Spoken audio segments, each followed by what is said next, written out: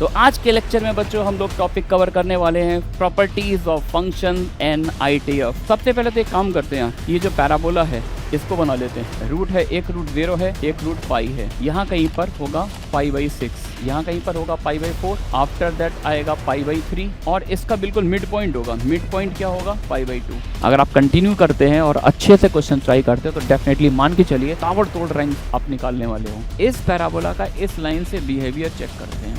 Line कैसे पास हो रही है सर? लाइन तो ऐसे पास हो रही है। पैराबोला कहाँ टच कर रहा है? पैराबोला -1 पे टच कर रहा है। दोनों रूट इक्वल आ रहे हैं, इसका मतलब ये वाला पैराबोला इस लाइन के ग्राफ को टच करेगा।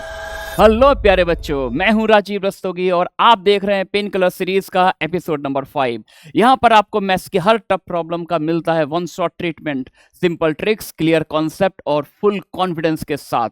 सो गेट रेडी। बच्चों ने डिमांड की थी सर इन्वर्स में बहुत प्रॉब्लम आ रही है सर, इन्वर्स के ग्राफ में भी इशू होता है और ऑस्किलेटरी फंक्शन में भी बच्चों ने प्रॉब्लम अपनी रेस किया हुआ है।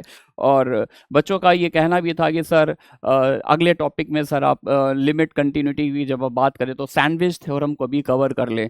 तो कुछ बच्चों के बहुत अच्छे अच्छे कमेंट्स आए हुए थे, बच्चों ने अपनी डिमांड भी रखी थी और आप लोग के फर्दर जो भी डिमांड्स हैं आप रखते रहिए। बस मैं ये ट्राई यही करूँगा कि कुछ ना कुछ चीज़ें जो आपकी आ रही है, जैसे कुछ बच्चों ने रेंज और डोमेन की बात की थी, तो आज मैं मैक्सिमम मिनिमम वैल्यू पर भी कुछ क्वेश्चन लाया हूँ जहाँ पर मैं थोड़ा रेंज और डोमेन तो नहीं, हाँ रेंज पर जरूर बात करने वाला हूँ। डोमेन तो बेसिकली ईजी होता है ना। तो आज के लेक्चर में बहुत सारे बच्चों के जो डाउट्स थे, जो पेन एरियाज थे, मैंने उनको कवर करने के लिए ट्राई किया है ना। तो क्या क्या है? Properties of ITF. Sir ITF थोड़ा सा दर्द तो देता है, थोड़ी सा पेन जरूर देता है, तो डेफिनेटली ये पेन आज आपका होगा फिनिश, है ना। जिन बच्चों को रेंज में प्रॉब्लम थी तो देखो रेंज से रिलेटेड भी प्रॉब्लम मैं लेके आया हूँ, फंक्शन के मैक्सिमम और मिनिमम वैल्यू।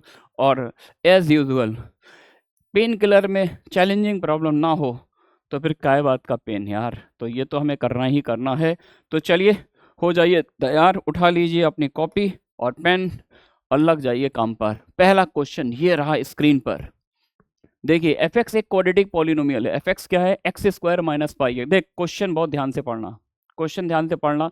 पढ़ने का तरीका यही होना चाहिए कि पहले आप क्या करिए, क्वेश्चन को रीड कीजिए, खुद से अटेम्प्ट कीजिए और फिर अगर कहीं फंस रहे हैं तब आप सोल्यूशन को देख सकते हैं। वीडियो पॉज रखना है लेकिन सोल्यूशन तब तक नहीं देखना है जब तक खुद से अटेम्प्ट ना कर ले। यही लर्निंग का मेरे भाई बेस्ट मेथड है, समझ गए हो क्या? तो fx क्या दे रखा है? क्वाड्रेटिक पॉलिनोमियल है। fx क्वाड्रेटिक पॉलिनोमियल है। यहाँ पे हमने तीन नहीं, alpha beta gamma delta 4 angles define किए। अल्फा की डेफिनेशन है साइन इनवर्स 1/3, बीटा की डेफिनेशन है tan inverse 5/4, beta tan inverse 5/4, gamma is cos inverse -1/3 and delta is cot inverse -5/4। ठीक है ना। अब इन अल्फा बीटा गामा डेल्टा इन चारों एंगल में हमें क्या करना है? ऑर्डर रिलेशन डिफाइन करना है, ऑर्डर रिलेशन डिफाइन करना है। तो अब आप ये नोटिस कर रहे होंगे कि सर प्रॉब्लम ये है कि यहाँ पर जो है ना, यहाँ पर स्टैंडर्ड एंगल यूज नहीं हो रहे हैं। जैसे साइन इनवर्स 1/2 होता तो सर बता सकते थे, tan इनवर्स √3 होता, ये पता, ये स्टैंडर्ड एंगल है, लेकिन यहाँ पर स्टैंडर्ड एंगल की बात नहीं की जा रही है। दैट्स वाई ये क्वेश्चन जो है आपको स्क्रीन में दिख रहा है। इन नॉन स्टैंडर्ड पर आप कैसे ऑर्डर रिलेशन डिफाइन करेंगे? तो चलिए सबसे पहले तो एक काम करते हैं यार, एक काम ये करते हैं कि ये जो पैराबोला है इसको बना लेते हैं। इसके रूट क्या होंगे? इसके रूट होंगे 0 और पाई। ग्राफ कैसा होगा? अपवर्ड पैराबोला है, upward parabola something like that, ये आएगा, है ना। रूट क्या है? रूट है, एक रूट 0 है, एक रूट पाई है। fx, I am talking about the graph of f of x, है ना। अब अल्फा की लोकेशन देखनी, अल्फा है साइन इनवर्स 1/3। साइन इनवर्स 1/2 हम लोग जानते हैं, साइन इनवर्स 1/2 होता है 30 degree, sine 30 1/2, sine inverse half का मतलब 30। और साइन इनवर्स कैसा फंक्शन होता है? इंक्रीजिंग फंक्शन होता है। साइन इनवर्स इंक्रीजिंग फंक्शन है और ये आर्ग्यूमेंट जो है 1/2 से छोटा है, 1/2 से छोटा है। अगर ये 1/2 से छोटा होगा तो ये जो एंगल आ रहा है, ये जो एंगल है ये 30 से थोड़ा सा पीछे होगा, क्योंकि साइन इनवर्स हाफ 1/2 पर 30 डिग्री मिलता, तो 1/2 से पीछे देखेंगे तो एंगल जो भी आएगा वो 30 से थोड़ा सा छोटा होगा। तो इनकी लोकेशन देखनी पड़ेगी आपको, यहाँ कहीं पर होगा π/6, ठीक है ना। अच्छा बीटा की बात करें, अल्फा कैसा है? अल्फा है साइन इनवर्स 1/3, ये साइन इनवर्स 1/2 से छोटा होता है, साइन इनवर्स 1/2 होता है 30 डिग्री। तो अल्फा जो भी एंगल होगा वो 0 से π/6 के बीच लाई करेगा। बीटा की डेफिनेशन है tan इनवर्स 5/4, तो tan इनवर्स 5/4 जो होगा, 5/4 मतलब 1.25। अब 1.25 कौन से दो स्टैंडर्ड एंगल के बीच में आ रहा है? ये tan इनवर्स 1 से तो बड़ा है और tan इनवर्स √3 से छोटा है। तो tan इनवर्स 1 कितना होता है? π/4, और tan इनवर्स √3 कितना होता है? π/3। तो इसका मतलब ये जो बीटा एंगल होगा ये π/4 से π/3 के बीच आएगा। तो ये π/6 है, यहाँ कहीं पर होगा π/4, आफ्टर दैट आएगा π/3, और इसका बिल्कुल मिड पॉइंट होगा। मिड पॉइंट क्या होगा? π/2। तो अब बात करते हैं, लोकेट करते हैं पहले अल्फा को। अल्फा की लोकेशन कहाँ पर है? π/6 से थोड़ा सा पहले। Alpha is somewhere here, alpha यहाँ पर होगा। बीटा कहाँ पर होगा? ये एंगल बीटा है, तो बीटा एंगल π/4 से तो बड़ा है लेकिन π/3 से छोटा है, तो बीटा समवेयर हियर, यहाँ कहीं पर बीटा की लोकेशन मिल रही है। ठीक है, गामा की बात करें, gamma cos inverse minus this. Cos inverse कैसा फंक्शन होता है? कॉस इनवर्स नीनो होता है, नीदर इवन नॉर ऑड। तो कॉस इनवर्स माइनस एक्स को हम लोग लिखते थे pi minus cos inverse x, pi minus cos inverse 1/3। अब कॉस इनवर्स 1/2 तो मैं जानता हूं, कॉस इनवर्स 1/2 कितना होता है? 60 डिग्री। कॉस इनवर्स 1/2 है ना, कॉस 60 हाफ होता है, तो ये तो मैं जानता हूं। और कॉस इनवर्स का ग्राफ कैसा होता है? कॉस इनवर्स डिक्रीजिंग फंक्शन होता है। कॉस इनवर्स का ग्राफ कैसा आता है? Decreasing function. कॉस इनवर्स का ग्राफ ये आएगा। तो ग्राफ आपको थोड़े से अच्छे से सारे पता होने चाहिए। कॉस इनवर्स का ग्राफ होता है, ये 0 है, ये 1 है, तो 1/2 पे हाइट कितनी आती है? 60 डिग्री। तो 1, और ये हाइट कितनी है? π/2, और ये हाइट कितनी है? पाई, है ना। तो 1/2 से पहले आएगा 1/3, तो 1/3 पर जो हाइट आएगी वो 60 से बड़ी होगी। तो ये हाइट जो होगी 60 से बड़ी हाइट आएगी। अगर ये 60 से बड़ी हाइट है यानी 60 से 90 के बीच में होगा, समझ गए ना। ये 60 से बड़ा होगा एंगल, और 60 से बड़ा है तो फिर डेफिनेटली ये जो भी गामा आ रहा है 60 से बड़ा है, तो पाई माइनस 60 करेंगे, पाई माइनस 60 करेंगे तो कितना आएगा? 2π/3। तो गामा जो आएगा π/2 से 2π/3 के बीच में हो जाएगा, है ना। तो π/2 ले लिया, π/2 के बाद यहाँ पर एक मार्क कर देते हैं 2π/3।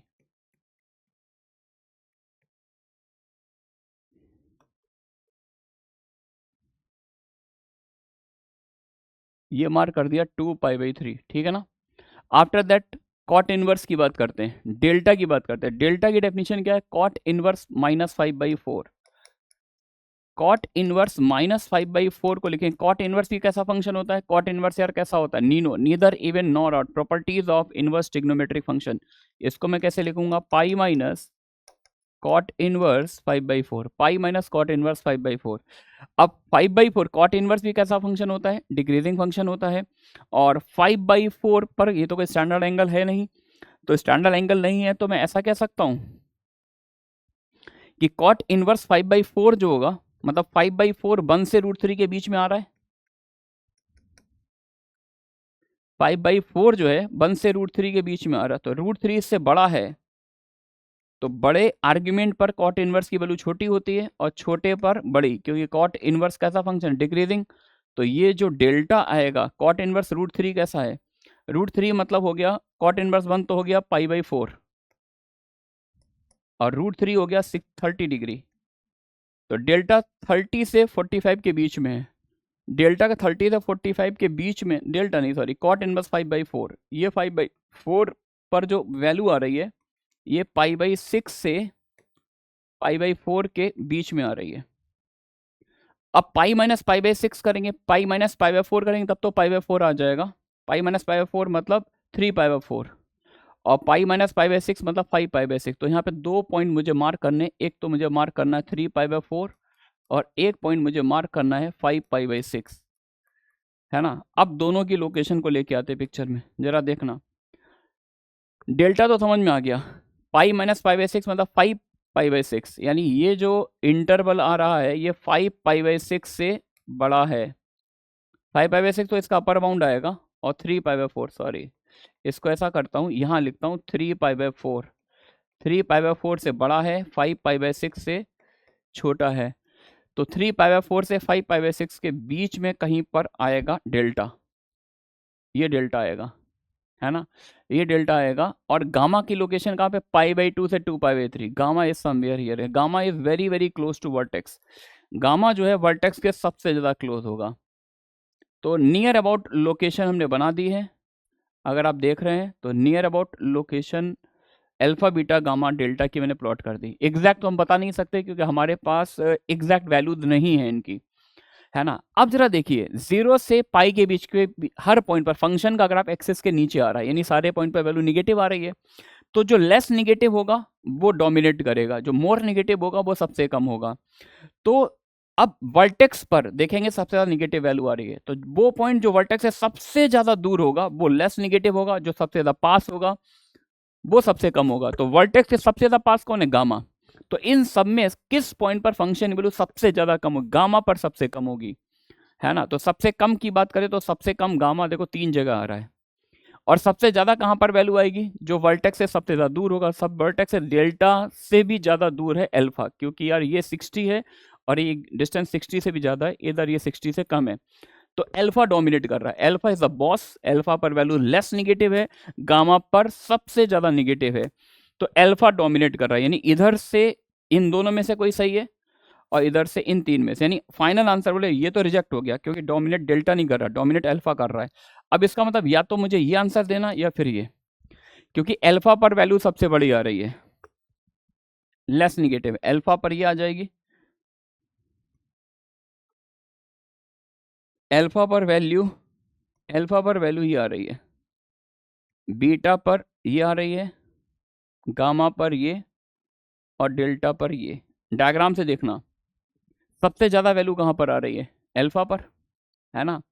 तो एफ अल्फा डोमिनेट कर रहा है सबसे, एफ अल्फा सबसे ज्यादा, एफ अल्फा, अल्फा के बाद क्या आएगा, अल्फा के बाद बीटा की डिस्टेंस देखे तो π/4 से कम है ना, π/4 से बीटा की डिस्टेंस देखें यहां से वर्टेक्स से π/4 से कम है, और डेल्टा की डिस्टेंस देखें तो π/4 से ज्यादा है, डेल्टा की डिस्टेंस देखो अब फाइट होगी अल्फा के बाद बीटा और डेल्टा में, तो वर्टेक्स से इसकी डिस्टेंस कितनी है, π/4 से ज्यादा, और ये डिस्टेंस कितनी है, π/4 से कम, तो ये मोर निगेटिव होगा, ये लेस निगेटिव होगा, तो एफ अल्फा के बाद क्या आएगा, एफ डेल्टा, ठीक है ना। एफ डेल्टा के बाद क्या आएगा, ऑब्वियसली एफ बीटा आएगा, क्योंकि ये गामा और बीटा में तो कोई मुकाबला है ही नहीं दोस्तों, और बीटा के बाद क्या आएगा, एफ गामा, गामा सबसे छोटा होगा, F alpha, F delta, F beta, F gamma.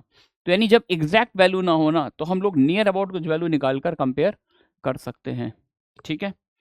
चलिए भाई मूव करते हैं नेक्स्ट क्वेश्चन में। नेक्स्ट क्वेश्चन की डिमांड ये है कि the minimum length of the chord of the curve, फिर से इनवर्स फंक्शन है, एक कर्व दिया हुआ है, मेरी छोटी सी डिमांड है यार, ये जो कर्व है इस कर्व में वो कॉर्ड जो इस लाइन के लॉन्ग मिल रही है उसकी मिनिमम लेंथ निकालनी है। तो फर्स्ट ऑफ ऑल हमें पहले तो ये कर्व आइडेंटिफाई करना है, ये जो कर्व दिया हुआ है ये कर्व क्या है, पहचानो दोस्तों, पहचानो, इस कर्व को पहचानो, इंपॉर्टेंट क्या है, हम कर्व को अपने पहचाने, कर्व को देखें ध्यान से, देखो पहचाना हुआ कर्व है, नोन फॉर्म है यार, पहचानते हो तुम इसको, पढ़े थे क्लास 11th में पढ़े थे इस कर्व को, कुछ याद आ रहा है यार, x minus x1 into X minus x2 plus y minus y1 y minus y2, ओ तेरी सर, डायमीट्रिक फॉर्म ऑफ सर्कल, याद आया, जिसमें एंड पॉइंट के डायमीटर थे x1 y1 और x2 y2, कुछ वैसा ही लिखा हुआ है, नो प्रॉब्लम सर, नहीं क्लिक कर रहा, नो प्रॉब्लम, मल्टीप्लाई तो कर ले मेरे भाई, X square plus Y square, है ना, एक्स वाले टर्म क्या आएंगे, इधर से minus of cos inverse alpha plus sine inverse alpha into X, by वाले टर्म देखो, बाई वाले के साथ क्या आएगा, प्लस में कॉस इनवर्स अल्फा माइनस में sine inverse alpha, plus cos inverse alpha minus sine inverse alpha into Y,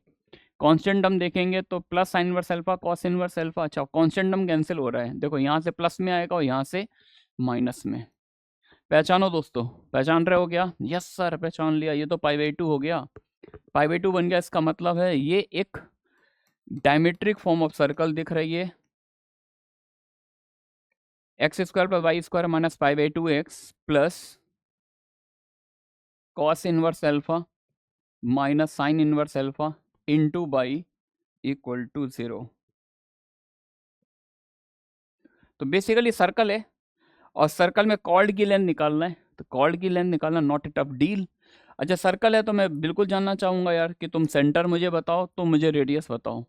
तो सेंटर का फॉर्मूला क्या होता है, माइनस जी माइनस एफ, एक्स के कोफिशिएंट में 2 से डिवाइड साइन चेंज, सेंटर आ गया पाई/4, और टू बाई के कोफिशिएंट में 2 से डिवाइड साइन चेंज करेंगे तो ये बनेगा sign inverse alpha minus cos inverse alpha by 2, ये सेंटर आ गया सर्कल का।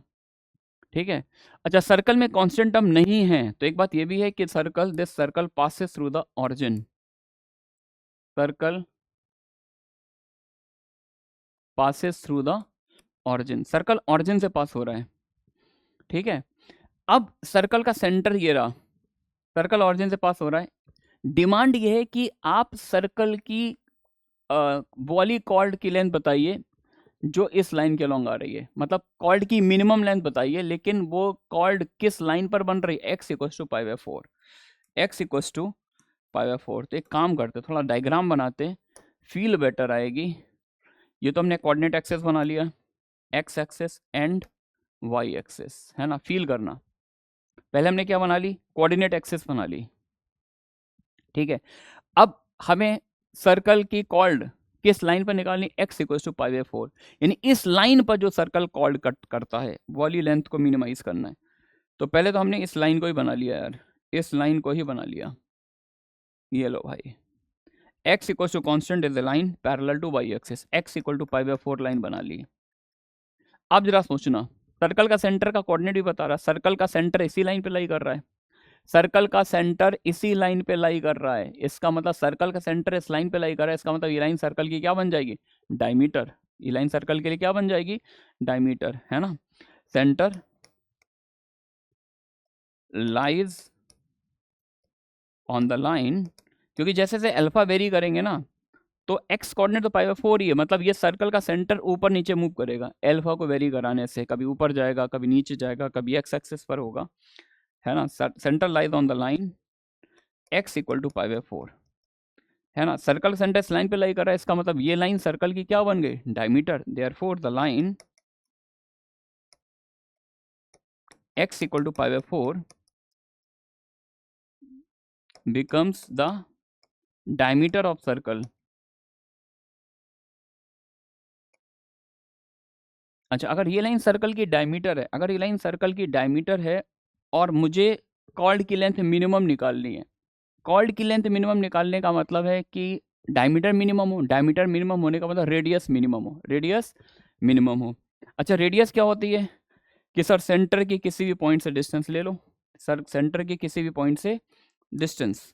तो देखो ये पॉइंट हमने लिखा था सर्कल ऑरिजिन से पास हो रहा है, यानी सर्कल को इस पॉइंट से पास होना है, सर्कल जो भी बना होगा वो यहाँ से तो पास होगा, और उसका सेंटर इस लाइन पे लाई कर रहा है, सेंटर इस लाइन पे कहीं पर भी लेना है और सर्कल को यहाँ से पास कराना है। तो अगर सेंटर में यहाँ कहीं लूंगा तो ये डिस्टेंस रेडियस बनेगी, तो सर्कल कुछ ऐसा आएगा यार, आएगा ना, क्लियर, ऐसा कुछ आएगा। लेकिन अब यहाँ पर ये डिस्टेंस सेंटर इस लाइन पर कहीं पर भी ले सकता हूँ, लेकिन जैसे जैसे सेंटर नीचे मूव करेगा, जैसे जैसे नीचे मूव करेगा तो वैसे वैसे इसकी रेडियस कम होती जाएगी, दिख रहा है ना, जैसे जैसे इसको नीचे लाएंगे रेडियस कम होती जाएगी। तो और ये मिनिमम कब होगा, मिनिमम कब होगा, जब इसका सेंटर जो होगा किस पे लाई करेगा भाई, अगर ये ऊपर है तो फिर ऑब्वियस सी बात ये राइट एंगल ट्रायंगल बनेगा, अगर सेंटर यहाँ पर है तो ये चीज़ रेडियस बनेगी, है ना। ये राइट एंगल ट्रायंगल है तो ये वाली लेंथ हमेशा इस लेंथ से बड़ी आएगी। तो मिनिमम कब होगी, मिनिमम तब होगा जब इसका सेंटर कहाँ पे लाई करे, एक्स एक्सिस पर। तो कॉर्ड की लेंथ मिनिमम आने के लिए जरूरी है कि centre lies on x axis, समझ गए क्या। तो यानी हमें कुछ ऐसा सर्कल बनाना होगा मिनिमम लाने के लिए, मिनिमम लाने के लिए सर्कल कुछ ऐसा बना लूं मैं, सर्कल को यहां से 5 जरूर कराऊं।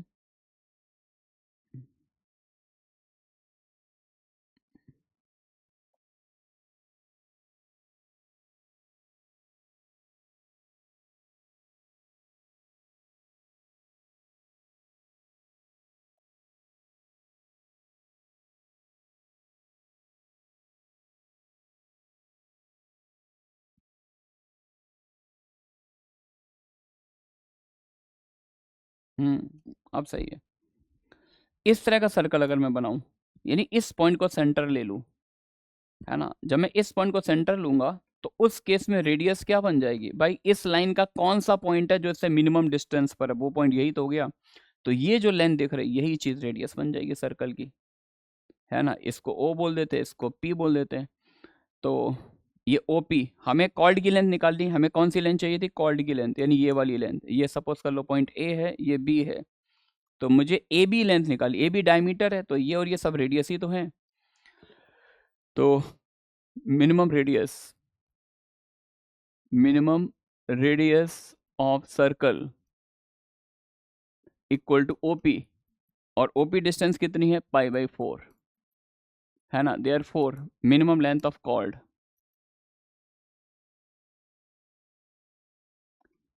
कॉर्ड की मिनिमम लेंथ ये आर, ये आर, तो ये टोटल 2r हो जाएगी, यानी डायमीटर इसका double, π/2। Correct answer is Bombay, correct answer is Bombay. ठीक है बच्चों, चलिए मूव करते हैं आगे। चैलेंजिंग प्रॉब्लम है भाई साहब, है ना। मैं इस बार कमेंट किया है बच्चों ने, काफ़ी सारे बच्चों ने भी कमेंट किया, अपनी डिमांड भी रखी है, कुछ बच्चों ने सॉल्व किया, उन कुछ बच्चों ने ये भी लिखा था सर आपने लास्ट लेक्चर में 16 प्रॉब्लम ली थी, 9 प्रॉब्लम सर मैंने सॉल्व कर ली। बहुत अच्छी बात है, बहुत खुशी की बात है। अभी एडवांस बहुत दूर है, बहुत लंबा टाइम है आपको अपने ऊपर इन्वेस्ट करने के लिए। अगर आप कंटिन्यू करते हैं और अच्छे से क्वेश्चन ट्राई करते हैं तो डेफिनेटली मान के चलिए ताबड़तोड़ रैंक आप निकालने वाले हो। बस ये है कि आपकी कंसिस्टेंसी में ब्रेक नहीं आना चाहिए, ठीक है ना। देखिए क्वेश्चन क्या कर रहा है, given x positive then number of solutions of this equation, number of solution of this equation.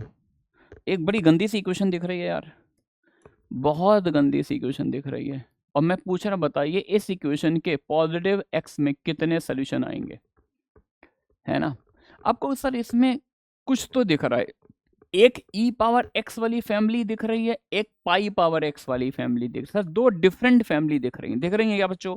तुम लोग जल्दी बताओ भाई, क्या तुमको दो फैमिली दिख रही है, एक e पावर x वाली फैमिली दिख रही है और एक पाई पावर x।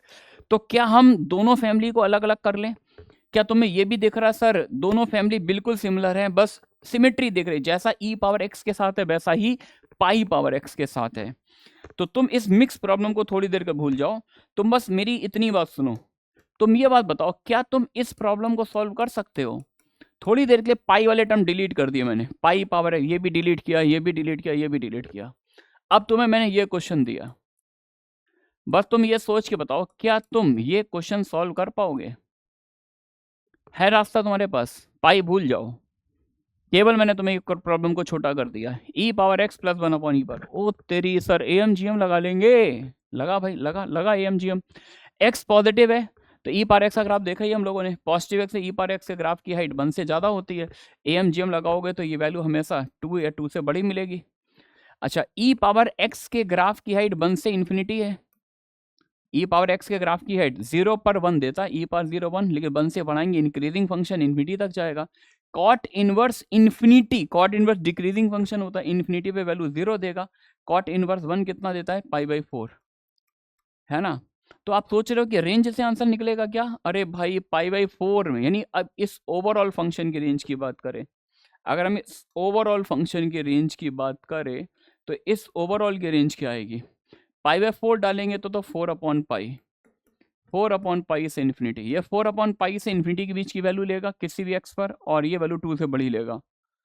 सर तो कुछ भी हो सकता है, ये 2 से बड़ी वैल्यू ले रहा, हो सकता है किसी x पर ये 5 बन रहा, उसी x पर ये भी 5 बन जाए, तभी तो सोल्यूशन आएगा। यानी रेंज बैलेंसिंग से वो काम नहीं हो रहा यार, ऐसा होता ये 2 से बड़ा होता, ये 2 से छोटा होता, तो जहां पर हम लोग जैसे क्वेश्चन करते थे ना, रेंज को बैलेंस करके सोल्यूशन निकालते थे, तो ये उस टाइप की प्रॉब्लम नहीं है, ये 2 से बड़ा है और ये भी 2 से बड़ा है, बहुत सारे पॉइंट पे 2 से बड़ी वैल्यू ले रहा है। तो this is actually the beauty part of the problem, range balancing से प्रॉब्लम सॉल्व नहीं हो रही है दोस्तों। तो अब आएगा कैलकुलस का यूज इसमें, अब आएगा रोल ऑफ कैलकुलस, है ना। एक नया फंक्शन डिफाइन करते, एलिगेंट प्रॉब्लम है भाई साहब, शानदार जबरदस्त। डिफाइन अ न्यू फंक्शन,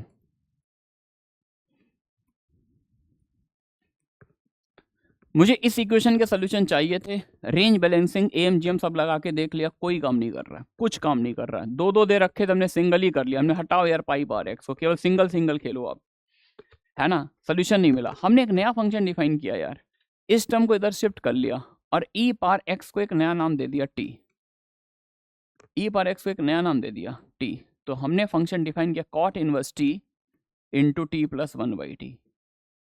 ये function define T plus one by T into cot inverse T, where T stand for, T का यहाँ पे क्या मतलब है, टी है ई की पावर एक्स। अच्छा एक्स 0 से बड़ा है, इन्होंने मेंशन किया था एक्स कैसा नंबर है, 0 से बड़ा। एक्स अगर 0 से बड़ा है तो ऑब्वियस सी बात है टी जो होगा कैसा होगा, टी जो होगा ग्रेटर देन 1 होगा, टी कैसा होगा ग्रेटर देन 1। तो ये जो फंक्शन में डिफाइन किया है इसके ग्राफ की स्टडी मुझे करनी है 1 से आगे, इसके ग्राफ की स्टडी मुझे करनी है 1 से आगे स्टडी करनी है, ठीक है बच्चों। तो 1 से आगे मुझे स्टडी करनी है, तो मैं थोड़ा सा देखना चाहता हूँ यार 1 के आगे इसका मोनोटॉनिक बिहेवियर टेस्ट करना चाहता हूँ, इंक्रीजिंग है डिक्रीजिंग है या नॉन मोनोटॉनिक है। तो डेरिवेटिव पर बात करते हैं, डेरिवेटिव पर आते हैं। F dash T, product rule लगाइए, first function as it is into derivative of second 1 minus 1 by T square plus second function as it is into derivative of first. Tan inverse X का derivative होता है 1 upon 1 plus X square, cot inverse का भी वही होता है बस negative sign के साथ आता है ना। ये फंक्शन में डिफाइन किया 1 से आगे। तो यहाँ पर अगर हम एलसीएम ले लें तो टी स्क्वायर प्लस 1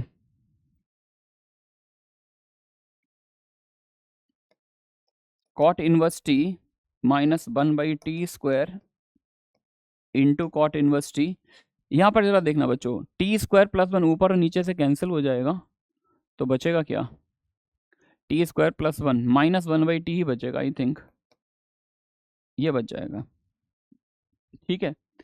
अब यार इसका यहाँ पे टी कैसा है, टी जो है 1 से बड़ा नंबर है, तो हम इस डिफरेंस का साइन ऑब्जर्व कर सकते हैं। दिख रहा है कि 1 से आगे ये साइन कैसा बनने वाला है।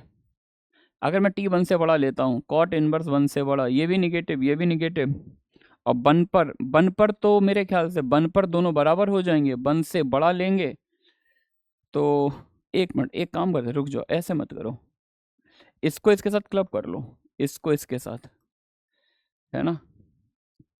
तो कॉट इनवर्स टी पॉजिटिव है ना, कॉट इनवर्स टी को लिख दो tan inverse 1 by T minus 1 by T, अब क्लियर है, minus cot inverse T by T square ऐसे लिख लिया। अच्छा तुमने पढ़ा होगा tan x x से बड़ा होता है, tan x x से बड़ा, सैंडविच थ्योरम आएगी, प्रूफ भी करेंगे, प्रूफ भी होता है सैंडविच थ्योरम से। tan x x से बड़ा होता है 0 से पाई बाई 2 में, है ना, for all values of x belonging to 0 से पाई बाई 2। तो tan x अगर x से बड़ा है तो tan इनवर्स x का ग्राफ, क्योंकि tan इनवर्स x का ग्राफ बनाएंगे तो y को टू x से रिफ्लेक्शन लेंगे, तो tan x अगर बड़ा है तो tan इनवर्स x का ग्राफ y को टू x लाइन से नीचे होगा, है ना। ये होता है, ये y equal to X line है, ये y equal to X line होती है ना, और ये tan x का ग्राफ आता है, ये कुछ इस तरह से tan x आएगा, और ये tan x आएगा तो इसका inverse function tan inverse x, ये मर्जेंटा कलर, ये हो गया tan इनवर्स x, ठीक है ना, और ये है y इक्वल टू एक्स, और ये हो गया y equal to tan x, ठीक है ना। तो tan इनवर्स x अगर y equal to X line के नीचे होता है तो ये डिफरेंस का साइन कैसा आएगा, निगेटिव, और t तो 1 से बड़ा है ही सही, तो ये पूरी पिक्चर पॉजिटिव है लेकिन बाहर साइन निगेटिव है, तो इसका मतलब F dash t less than 0 आया। इसका मतलब मैंने जो फंक्शन डिजाइन किया था वो उसका डेरिवेटिव निगेटिव आ रहा है, F dash t less than 0 for all values of t greater than 1, यानी 1 के आगे डेरिवेटिव निगेटिव है, डेरिवेटिव निगेटिव होने का मतलब फंक्शन का ग्राफ डिक्रीज करेगा, implies F T decreases for t belongs to 1 से इन्फिनिटी।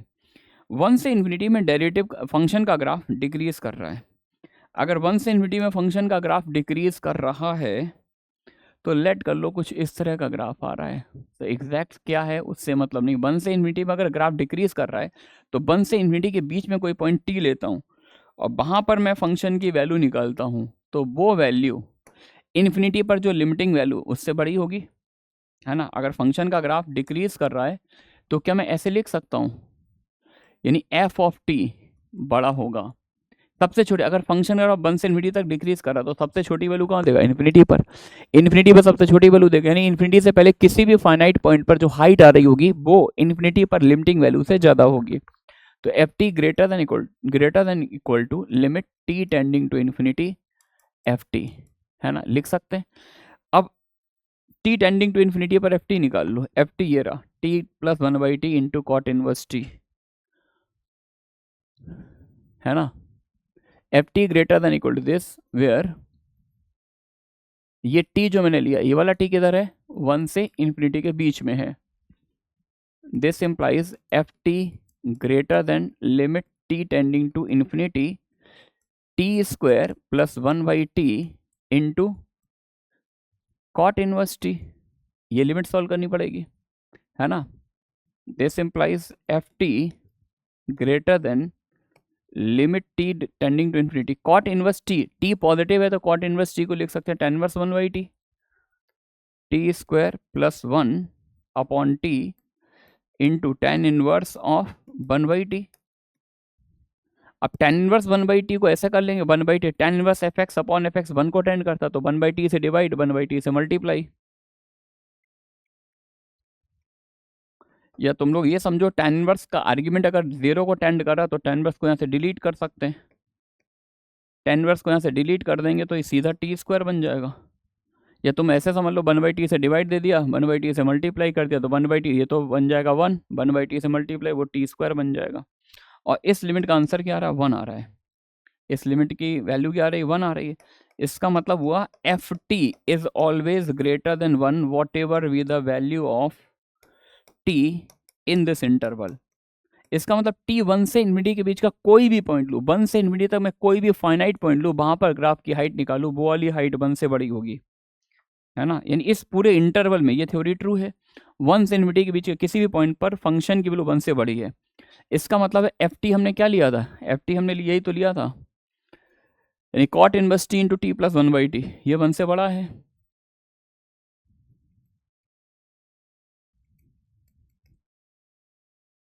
इसका मतलब है टी प्लस 1/t किससे बड़ा होगा? 1/1 कॉट इनवर्स टी से बड़ा है for all T greater than 1, यानी 1 से बड़ा कोई भी टी लिया जाए तो ये वाली वैल्यू हमेशा इस वैल्यू से बड़ी आएगी। तो एक बार टी को मैंने ई पावर एक्स ले लिया, टी को क्या ले लिया? ई की पावर एक्स, ई की पावर एक्स प्लस 1/e की power X should be greater than 1 cot inverse E की पावर एक्स। एक बार हमने पाई पावर एक्स ले लिया, जैसी जैसी पिक्चर में जो दिख रही थी उसी तरह से मैंने पुट कर दिया, तो ये बन जाएगा पाई पावर एक्स प्लस 1/पाई power X greater than 1 cot inverse pi power X. दोनों को अगर मैं ऐड कर लूँ तो आपको वही क्वेश्चन दिख जाएगा, है ना। तो E power X plus 1/e power X plus pi power X plus 1/पाई power X is always greater than 1 cot inverse E power X plus 1 cot inverse pi power X, यानी ये क्वांटिटी हमेशा इस क्वांटिटी से बड़ी होगी। Finally अगर मैं बोलूँ इस इक्वेशन के नंबर ऑफ सोल्यूशन की बात करें तो मेरा कमेंट क्या होगा? This equation has no solution. इतनी मेहनत के बाद मेरा हार्डवर्क जो है perpendicular to the plane axis of symmetry चला गया, डॉट प्रोडक्ट 0 आ गया। कहने का मीनिंग ये है कि एक भी सोल्यूशन नहीं मिला। स्टार्टिंग बड़ी शानदार थी यार, इस क्वेश्चन की ब्यूटी यही है कि स्टार्टिंग कैसे लिया। अब अचानक से कभी ऐसा क्वेश्चन आता तो अपन यहीं पर उलझ के रह जाते हैं कि यार इसको कैसे डील करें। हाँ, कुछ बच्चों की ज़रूर क्लिक करता था रेंज बैलेंस कर, लेकिन मैंने वो देखा जो बच्चों के माइंड में आता उससे भी अपनी बात बन नहीं रही है यार। ये 2 से बड़ी वैल्यू ले रहा है, ये भी 2 से बड़ी वैल्यू ले रहा है, लेकिन सोल्यूशन तो वो होता ना कि जो x मैंने डाला अगर उस x पे ये 5 बने तो ये भी 5 बने। सिर्फ रेंज बैलेंसिंग से हम वहाँ पर काम करती है, जैसे इसका ये लोअर बाउंड है, इसका ये अपर बाउंड है, तो बैलेंस करके निकाल लेते हैं, ठीक है ना। तो यहाँ पर कैलकुलस का प्रॉपर इन्वॉल्वमेंट था, इवन कहीं ना कहीं थोड़ा बहुत part AOD application of derivative भी यूज हुआ है, ठीक है। चलिए भाई, एक और ताबड़तोड़ प्रॉब्लम स्क्रीन पर आपके सामने। मिक्स्ड प्रॉब्लम है, जैसे फंक्शन का भी यूज़ किया गया है, थोड़ा बहुत ग्राफ का भी यूज़ किया। बच्चों की डिमांड ग्राफ पर आ रही है और मैं प्रॉमिस करता हूँ यार जो भी क्वेश्चन जहाँ भी ऐसा आ रहा है मैं पूरे ग्राफ के साथ ही एक्सप्लेन करूँगा। सारे ट्रांसफॉर्मेशन के साथ, डोंट वरी। और अभी हम लोग एरिया अंडर द कर्व जब इस समय पढ़ रहे होंगे तो बहुत सारे रीजन्स का एरिया मतलब ग्राफ कैसे प्लॉट करते हैं वो सारी चीज़ें वहाँ पर आपको बताई जाएंगी। तो एक क्वाड्रेटिक फंक्शन दिया है ax square plus bx plus C, abc real number, a not equal to 0, satisfy the following condition. Quadratic polynomial है और इस कंडीशन को सेटिस्फाई कर रहा है। अच्छा, इसको देखिए कुछ चमका नहीं चमका। क्वाड्रेटिक को कैलकुलस से रिलेटेड करो, क्वाड्रेटिक के ग्राफ को इस कंडीशन से रिलेट करो। यार हम लोग ऐसा कुछ पढ़ते थे ना कि F of A plus X equal to F of A minus X. Even odd function में सर लोगों ने पढ़ाया होगा कि F of A plus X equal to F of A minus X. इसका मतलब फंक्शन का graph X equal to A line के अबाउट सिमेट्रिक है। तो यानी यहाँ पर कहीं ना कहीं पर पैराबोला के ग्राफ में सिमेट्री आ रही है। और अपन जब जानते हैं कि पैराबोला में सिमेट्री किसके अबाउट आती है, पैराबोला में सिमेट्री आती है वर्टेक्स वाली लाइन के अबाउट। अब वर्ल्ड पैराबोला तो वर्टेक्स से एक लाइन बनाओ, उसके अबाउट पैराबोला क्या होता है, मिरर इमेज होता है। तो ये यहाँ से हमें कहीं ना कहीं पैराबोला के वर्टेक्स का एक्स कोऑर्डिनेट मिलने वाला है। सबसे पहले स्ट्रॉन्ग ऑब्जर्वेशन है ना। इन्होंने ये भी बोला कि ये जो पैराबोला का ग्राफ है Y equal to X line के ऊपर है और इस पैराबोला का ग्राफ इस पैराबोला से लेस और इक्वल टू, यानी इसके दोनों पॉइंट दे रखे, एक्स से ऊपर है और इससे नीचे है। एक और पॉइंट दे रखा है कि minimum value of F X on R is 0, यानी पैराबोला की मिनिमम वैल्यू 0 है यार। अच्छा, मिनिमम एग्जिस्ट कर रहा है तो यार थोड़ा सा आ जाओ 11th क्लास में, आ जाओ, बचपन की बातें करते हैं। लीडिंग कोफिशिएंट इसका मतलब 100% पॉजिटिव होना चाहिए और पैराबोला की मिनिमम वैल्यू 0 है, तो इसका मतलब ये ग्राफ एक्स एक्सिस को टच कर रहा होगा। और ग्राफ एक्स एक्सिस को टच करेगा तो यानी दोनों रूट इक्वल होंगे। डी इक्वल टू 0 होता है तभी रूट इक्वल आते हैं। मिनिमम कहाँ पर मिलता है पैराबोला में, वर्टेक्स पर। मिनिमम वैल्यू 0 आ रही है, 0 कहाँ पर आएगी, जब ग्राफ टच करे, है ना। तो बस अब हमें क्या चाहिए, अगर हमें पैराबोला लिखना है तो बस ये वर्टेक्स बताना है यार। ये फंक्शन, ये जो पैराबोला का ग्राफ है किसके अबाउट सिमेट्रिक है। तो थोड़ी सी हिंट देता हूँ, एक काम करो, एक काम ये करो तुम लोग, एक बार इसको इसके इक्वल पुट कर दो। बहुत सारी ट्रिक है, बहुत सारी ट्रिक है मेरे पास निकाल। एक्स को 2 माइनस एक्स रिप्लेस करके एफ एक्स बना लो, फिर वहाँ से सोचो, है ना। तो मैंने क्या किया, इसको इसके इक्वल कर दिया, यानी इस आर्ग्यूमेंट को इस आर्ग्यूमेंट के इक्वल कर दो। Put 2 minus X equal to X minus 4, तो 2x इक्वल टू कितना आ जाएगा, 2x इक्वल टू 6, यानी x की वैल्यू कितनी आ गई, 3। x इक्वल टू 3 आ गया, है ना। तो इसका मतलब है कि ये ग्राफ जो होगा, नहीं 3 के अबाउट अभी सिमेट्रिक नहीं बोल सकते। अब हमने यहाँ पर इसमें रिप्लेस कर दिया, replace X Y X minus X Y 3 minus X कर दूँ क्या, हाँ X Y 3 minus X, X को 3 माइनस एक्स से रिप्लेस कर दिया, तो 3 माइनस एक्स माइनस 4, तो -1 माइनस एक्स आएगा। 3 माइनस एक्स से रिप्लेस करेंगे 3 माइनस एक्स से, तो एफ ऑफ -1 प्लस एक्स, ये कंडीशन आ रही है। और ये भाई साहब बहुत प्यारी कंडीशन है, बहुत प्यारी कंडीशन है, मतलब दिल देने वाली कंडीशन। तुम बोलो तो दिल दे दें, दे दीजिए सर, आप कितना दिल देंगे, ये ले भाई। तो यहाँ से मुझे ये पता चल गया, ये जो पैराबोला है उसका graph x equal to -1 line के अबाउट सिमेट्रिक है ना। अलग से लिख भी देता हूँ, हो सकता है कुछ लोग भूल भाल गए हों, अलग से नोट भी करो तुम लोग। यहाँ पर if F of A plus X equal to F of A minus X, अगर ऐसा है F of A plus X equal to F of A minus X, इसका मतलब है कि फंक्शन का ग्राफ सिमेट्रिक होता है with respect to line X equal to A, implies graph of fx is symmetric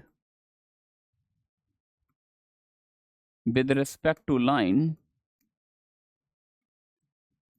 x equal to A, यानी function का graph जो होगा वो x equal to A line के अबाउट सिमेट्रिक होगा, ठीक है ना। फंक्शन का graph x equal to A line के अबाउट सिमेट्रिक होगा, ठीक है, ठीक है। Function graph x equal to A line के अबाउट सिमेट्रिक है, ठीक है।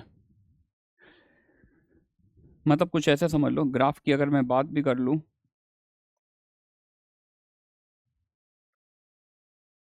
जैसे x equal to A line है तो कुछ ऐसा हो सकता है, ये x equal to A line है तो ये जो होगा ये a प्लस एक्स हो गया, a से x यूनिट आगे और a से x यूनिट पीछे, ये a माइनस एक्स, तो ये a लाइन है, तो ए से एक्स यूनिट आगे जो हाइट आ रही है वही ए से एक्स यूनिट पीछे आ रही है, ठीक है ना। तो यहाँ से हमें ये पता लगा कि फंक्शन का ग्राफ किसके अबाउट सिमेट्रिक है, -1 लाइन के अबाउट। तो -1 जो होगा एक तरह से यहाँ पर क्या होगा, ये x इक्वल्स टू ए, ये जो पैराबोला है इसके वर्टेक्स x कोऑर्डिनेट क्या आ जाएगा a। तो यहाँ से हम लोग ये बोल सकते हैं कि ये जो पैराबोला है इसके वर्टेक्स x कोऑर्डिनेट क्या है, -1, implies x coordinate of vertex of parabola equal to -1। अच्छा, ये लाइन बहुत इंपॉर्टेंट है यार, ये बहुत ही प्यारी लाइन है, मैं क्या बोलूँ यार, कि पैराबोला की मिनिमम वैल्यू, यानी ये जो क्वाड्रेटिक एक्सप्रेशन है इसकी मिनिमम वैल्यू 0 आ रही है। ग्राफ अपवर्ड पे मिनिमम तभी एग्जिस्ट करेगा जब ग्राफ अपवर्ड पैराबोला हो, है ना। और मिनिमम वैल्यू 0 होने मतलब ग्राफ एक्सेस को टच कर रहा है और एक्स कोऑर्डिनेट वर्टेक्स है -1, तो इसका मतलब कहाँ पे टच कर रहा होगा पैराबोला, पैराबोला कहाँ पे टच कर रहा होगा सर, -1 पे ही टच कर रहा होगा, है ना। तो ये पैराबोला कुछ ऐसा होगा, कहाँ पे टच कर रहा होगा, -1 पे, ऐसा कुछ होगा। यानी इस पैराबोला के इस क्वाड्रेटिक के दोनों रूट आएंगे -1। तो एफ एक्स को क्या हम ऐसे डिजाइन कर सकते हैं, therefore we can suppose F X equal to -1 root है तो फैक्टर क्या होगा x+1, है ना। लेकिन दोनों रूट इक्वल हैं क्योंकि ग्राफ टच कर रहा है, तो x+1 का स्क्वायर। लेकिन लीडिंग कोफिशिएंट कुछ भी हो सकता है, लीडिंग कोफिशिएंट कुछ भी हो सकता है। तो एफ एक्स हमने डिजाइन कर लिया लैम्डा टाइम्स x+1 का whole square, F X equal to lambda times x+1 का होल स्क्वायर। अब बस लैम्डा निकालना है, लैम्डा निकालना है। तो लैम्डा के लिए इन्होंने कुछ कुछ कंडीशन दी, अगर आप ध्यान से देखो कि एफ एक्स जो है F X greater than equal to X है, यानी एफ एक्स का ग्राफ जो का Y equal to X line के ऊपर है, और एफ एक्स का ग्राफ इस पैराबोला से लेस और इक्वल टू है, ठीक है। तो अब हमें लैम्डा निकालना है, तो मूव करते हैं आगे। नाउ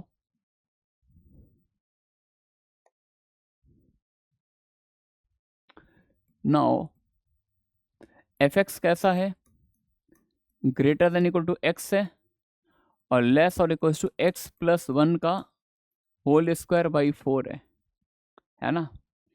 अच्छा, ये तो 0 से 2 में ट्रू है और ये तो हमेशा ही ट्रू है, मतलब पैराबोला का ग्राफ y को एक्स लाइन के ऊपर हमेशा रहेगा फॉर ऑल x, लेकिन 0 से 2 की बात करें तो ये इसका अपर बाउंड बन रहा है। तो कहने का मतलब ये होल इनइक्वालिटी 0 से 2 के लिए तो ट्रू हो गई, सही है ना, 0 से 2 के लिए ट्रू होगी। तो 0 से 2 के बीच का कोई ऐसा पॉइंट बता सकते हो जहां पर ये निकल आए, बहुत प्यारा पॉइंट है। देखो x को 1 डालो, x को 1 डालोगे तो f1 यहाँ से देखो 1+1 2 का स्क्वायर लेस और equal to 1 greater than equal to 1, है ना। बन गया सैंडविच थ्योरम। अभी आई नहीं है लेकिन फील करा रहा हूँ सैंडविच की, अभी तो फील चल रही है भाई, कि f1 को मैंने सैंडविच बना दिया, f1 1 आ गया। अब f1 1 आ गया तो ये हमारी इस स्पॉट पे हेल्प करेगा लैम्डा निकालने में। तो इसको 1 बोल दिया, put x equal to 1 in lambda, put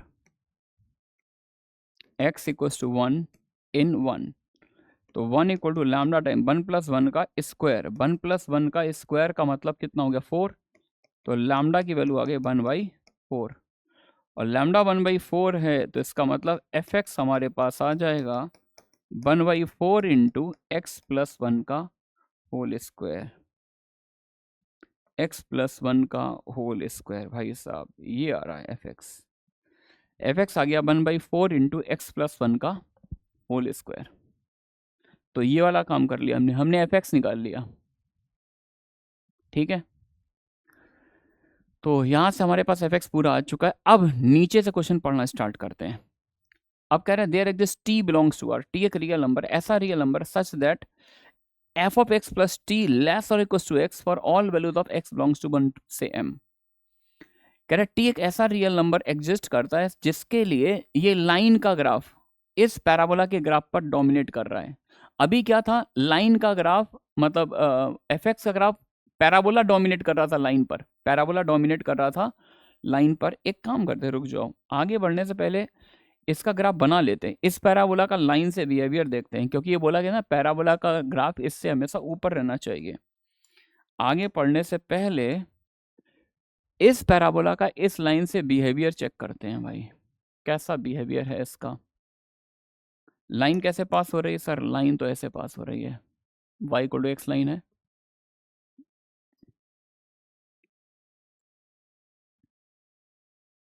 parabola कहाँ टच कर रहा है? पैराबोला -1 पे टच कर रहा है।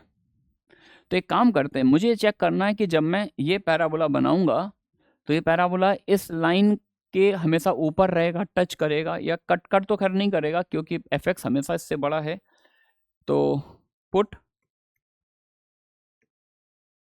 1/4, मतलब इस पैराबोला को मैं इस लाइन के साथ सॉल्व कर रहा हूं, तो क्या सीन मिला? x + 1 का होल स्क्वायर, 4 से मल्टीप्लाई कर लो, 4x है ना। तो x + 1 का होल स्क्वायर -4x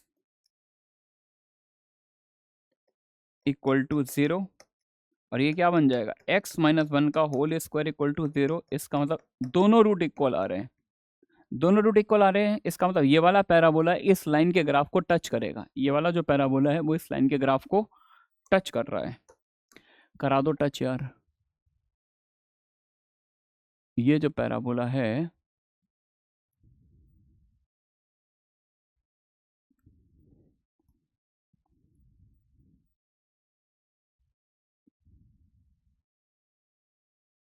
ऐसे जा रहा है, ये पहले x एक्सिस को तो -1,0 पे टच कर रहा है, और इस लाइन को y equal to X line को जिस पॉइंट पे टच करता है उसका x कोऑर्डिनेट 1 है। तो x कोऑर्डिनेट 1 है, ये line y equal to X है, तो यार दोनों कोऑर्डिनेट 1 कॉमन होंगे। ये इनिशियल सिचुएशन है जो अभी तक हमने काम किया है उस पैराबोला। ये पैराबोला कौन सा है भाई? ये पैराबोला है fx equal to 1/4 into X plus 1 का होल स्क्वायर। ये वाला पैराबोला है, y equal to X line है, और ये इसको टच कर रहा है। सैंडविच थ्योरम बनी रही थी, देख ही रहा था, टच कर रहा है। अब जरा पढ़ो, इतना पढ़ने के बाद अब फील आएगी नीचे क्या डिमांड है इनकी, सुनना जरा। इन्होंने fx का ग्राफ पता है, इन्होंने कहा fx का ग्राफ जानते हो, f of x plus T का बनाओ। f of x plus T, ये ग्राफिकल ट्रांसफॉर्मेशन। मेरे बच्चों जिन्होंने कमेंट में लिखा था सर ग्राफ समझाइएगा please, please sir for God से ग्राफ समझाइएगा, समझाएंगे मेरे भाई। f of x plus T less और इक्वल टू x, तो यहाँ पर अगर t निगेटिव नंबर होता है तो ग्राफ राइट में शिफ्ट होता है। जैसे fx अगर आप पता हो, fx अगर आप पता हो और f ऑफ x माइनस 1 का ग्राफ बनाना हो, तो हम लोग क्या करते हैं? राइट शिफ्ट कर देते हैं 1 यूनिट। और अगर f ऑफ x का ग्राफ पता हो, f ऑफ x प्लस 1 का बनाना हो, तो इसमें हम लोग क्या करते हैं? लेफ्ट शिफ्ट करते हैं, पीछे की ओर ग्राफ ले जाते हैं, है ना। लेकिन देखना, इन्होंने कहा कि मैं ग्राफ को टी यूनिट शिफ्ट कर रहा हूँ, हॉरिजॉन्टल शिफ्ट कर रहा हूँ, मुझे नहीं पता टी पॉजिटिव है या निगेटिव है, और इतना शिफ्ट कर रहा हूँ कि जिससे 1 से m तक के लिए लाइन पैराबोला पे डोमिनेट करने लगे। अभी क्या था? अभी पैराबोला डोमिनेट कर रहा था y equal to X line पर, लेकिन मैं चाहता हूं मैं इस ग्राफ को हॉरिजॉन्टली शिफ्ट करूं, इधर या इधर, लेकिन उस डायरेक्शन शिफ्ट करना जिससे लाइन पैराबोला पे, यानी f of this less than this, यानी कौन डोमिनेट कर रहा? लाइन पैराबोला पे डोमिनेट कर रही है इस इंटरवल के लिए, यानी 1 से m के लिए मैं चाहता हूं लाइन का ग्राफ पैराबोला से ऊपर आए। लाइन का ग्राफ अगर पैराबोला से ऊपर लाना चाहे तो अभी सिचुएशन क्या? अभी तो लाइन और पैराबोला टच कर रहे हैं, मैं चाहता हूं 1 से m तक लाइन ऊपर आए, पैराबोला नीचे हो, तो ऑब्वियस सी बात है पैराबोला को किधर शिफ्ट करना पड़ेगा? राइट शिफ्ट करना पड़ेगा। और पैराबोला को राइट शिफ्ट करेंगे तो देखो, राइट शिफ्टिंग के लिए टी कैसा होना चाहिए? निगेटिव होना चाहिए। टी कैसा होना चाहिए? निगेटिव होना चाहिए। तो एक काम करते हैं यार, एक काम करते हैं, इसी को उठाते हैं, इसी पे काम करना चालू करते हैं इस कंडीशन पर। f of x plus t less or equals to x for all values of x belongs to this. Now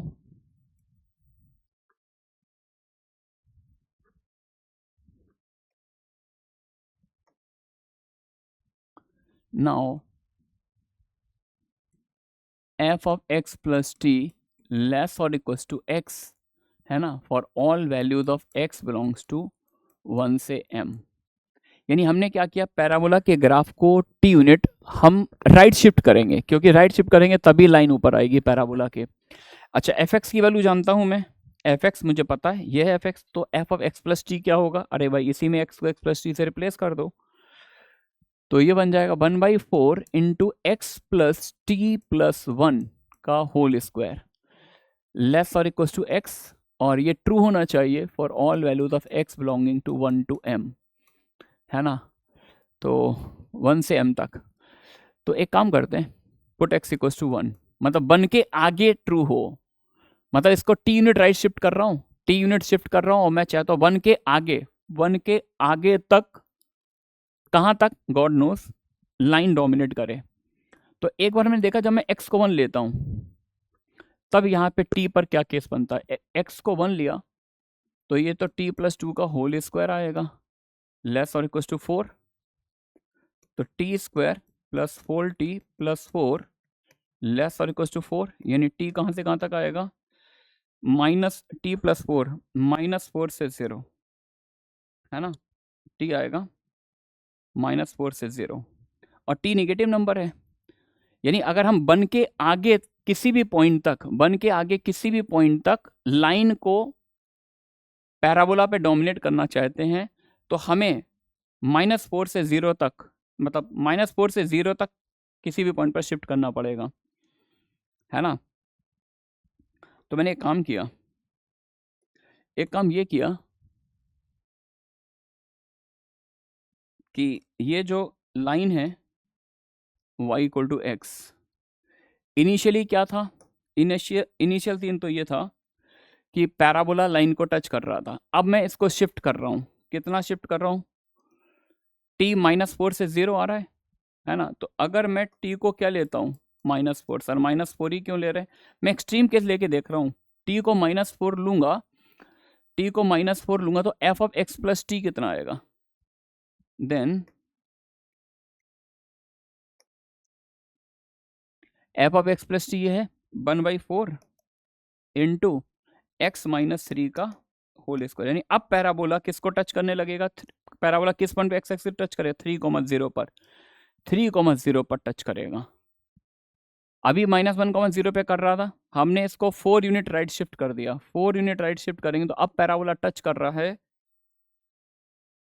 यहाँ पर, ठीक है। तो पैराबोला को टच करा देते हैं हम इस पॉइंट पर, लेकिन प्रॉब्लम आ रही है यार, रुक जाओ, ऐसा करते हैं,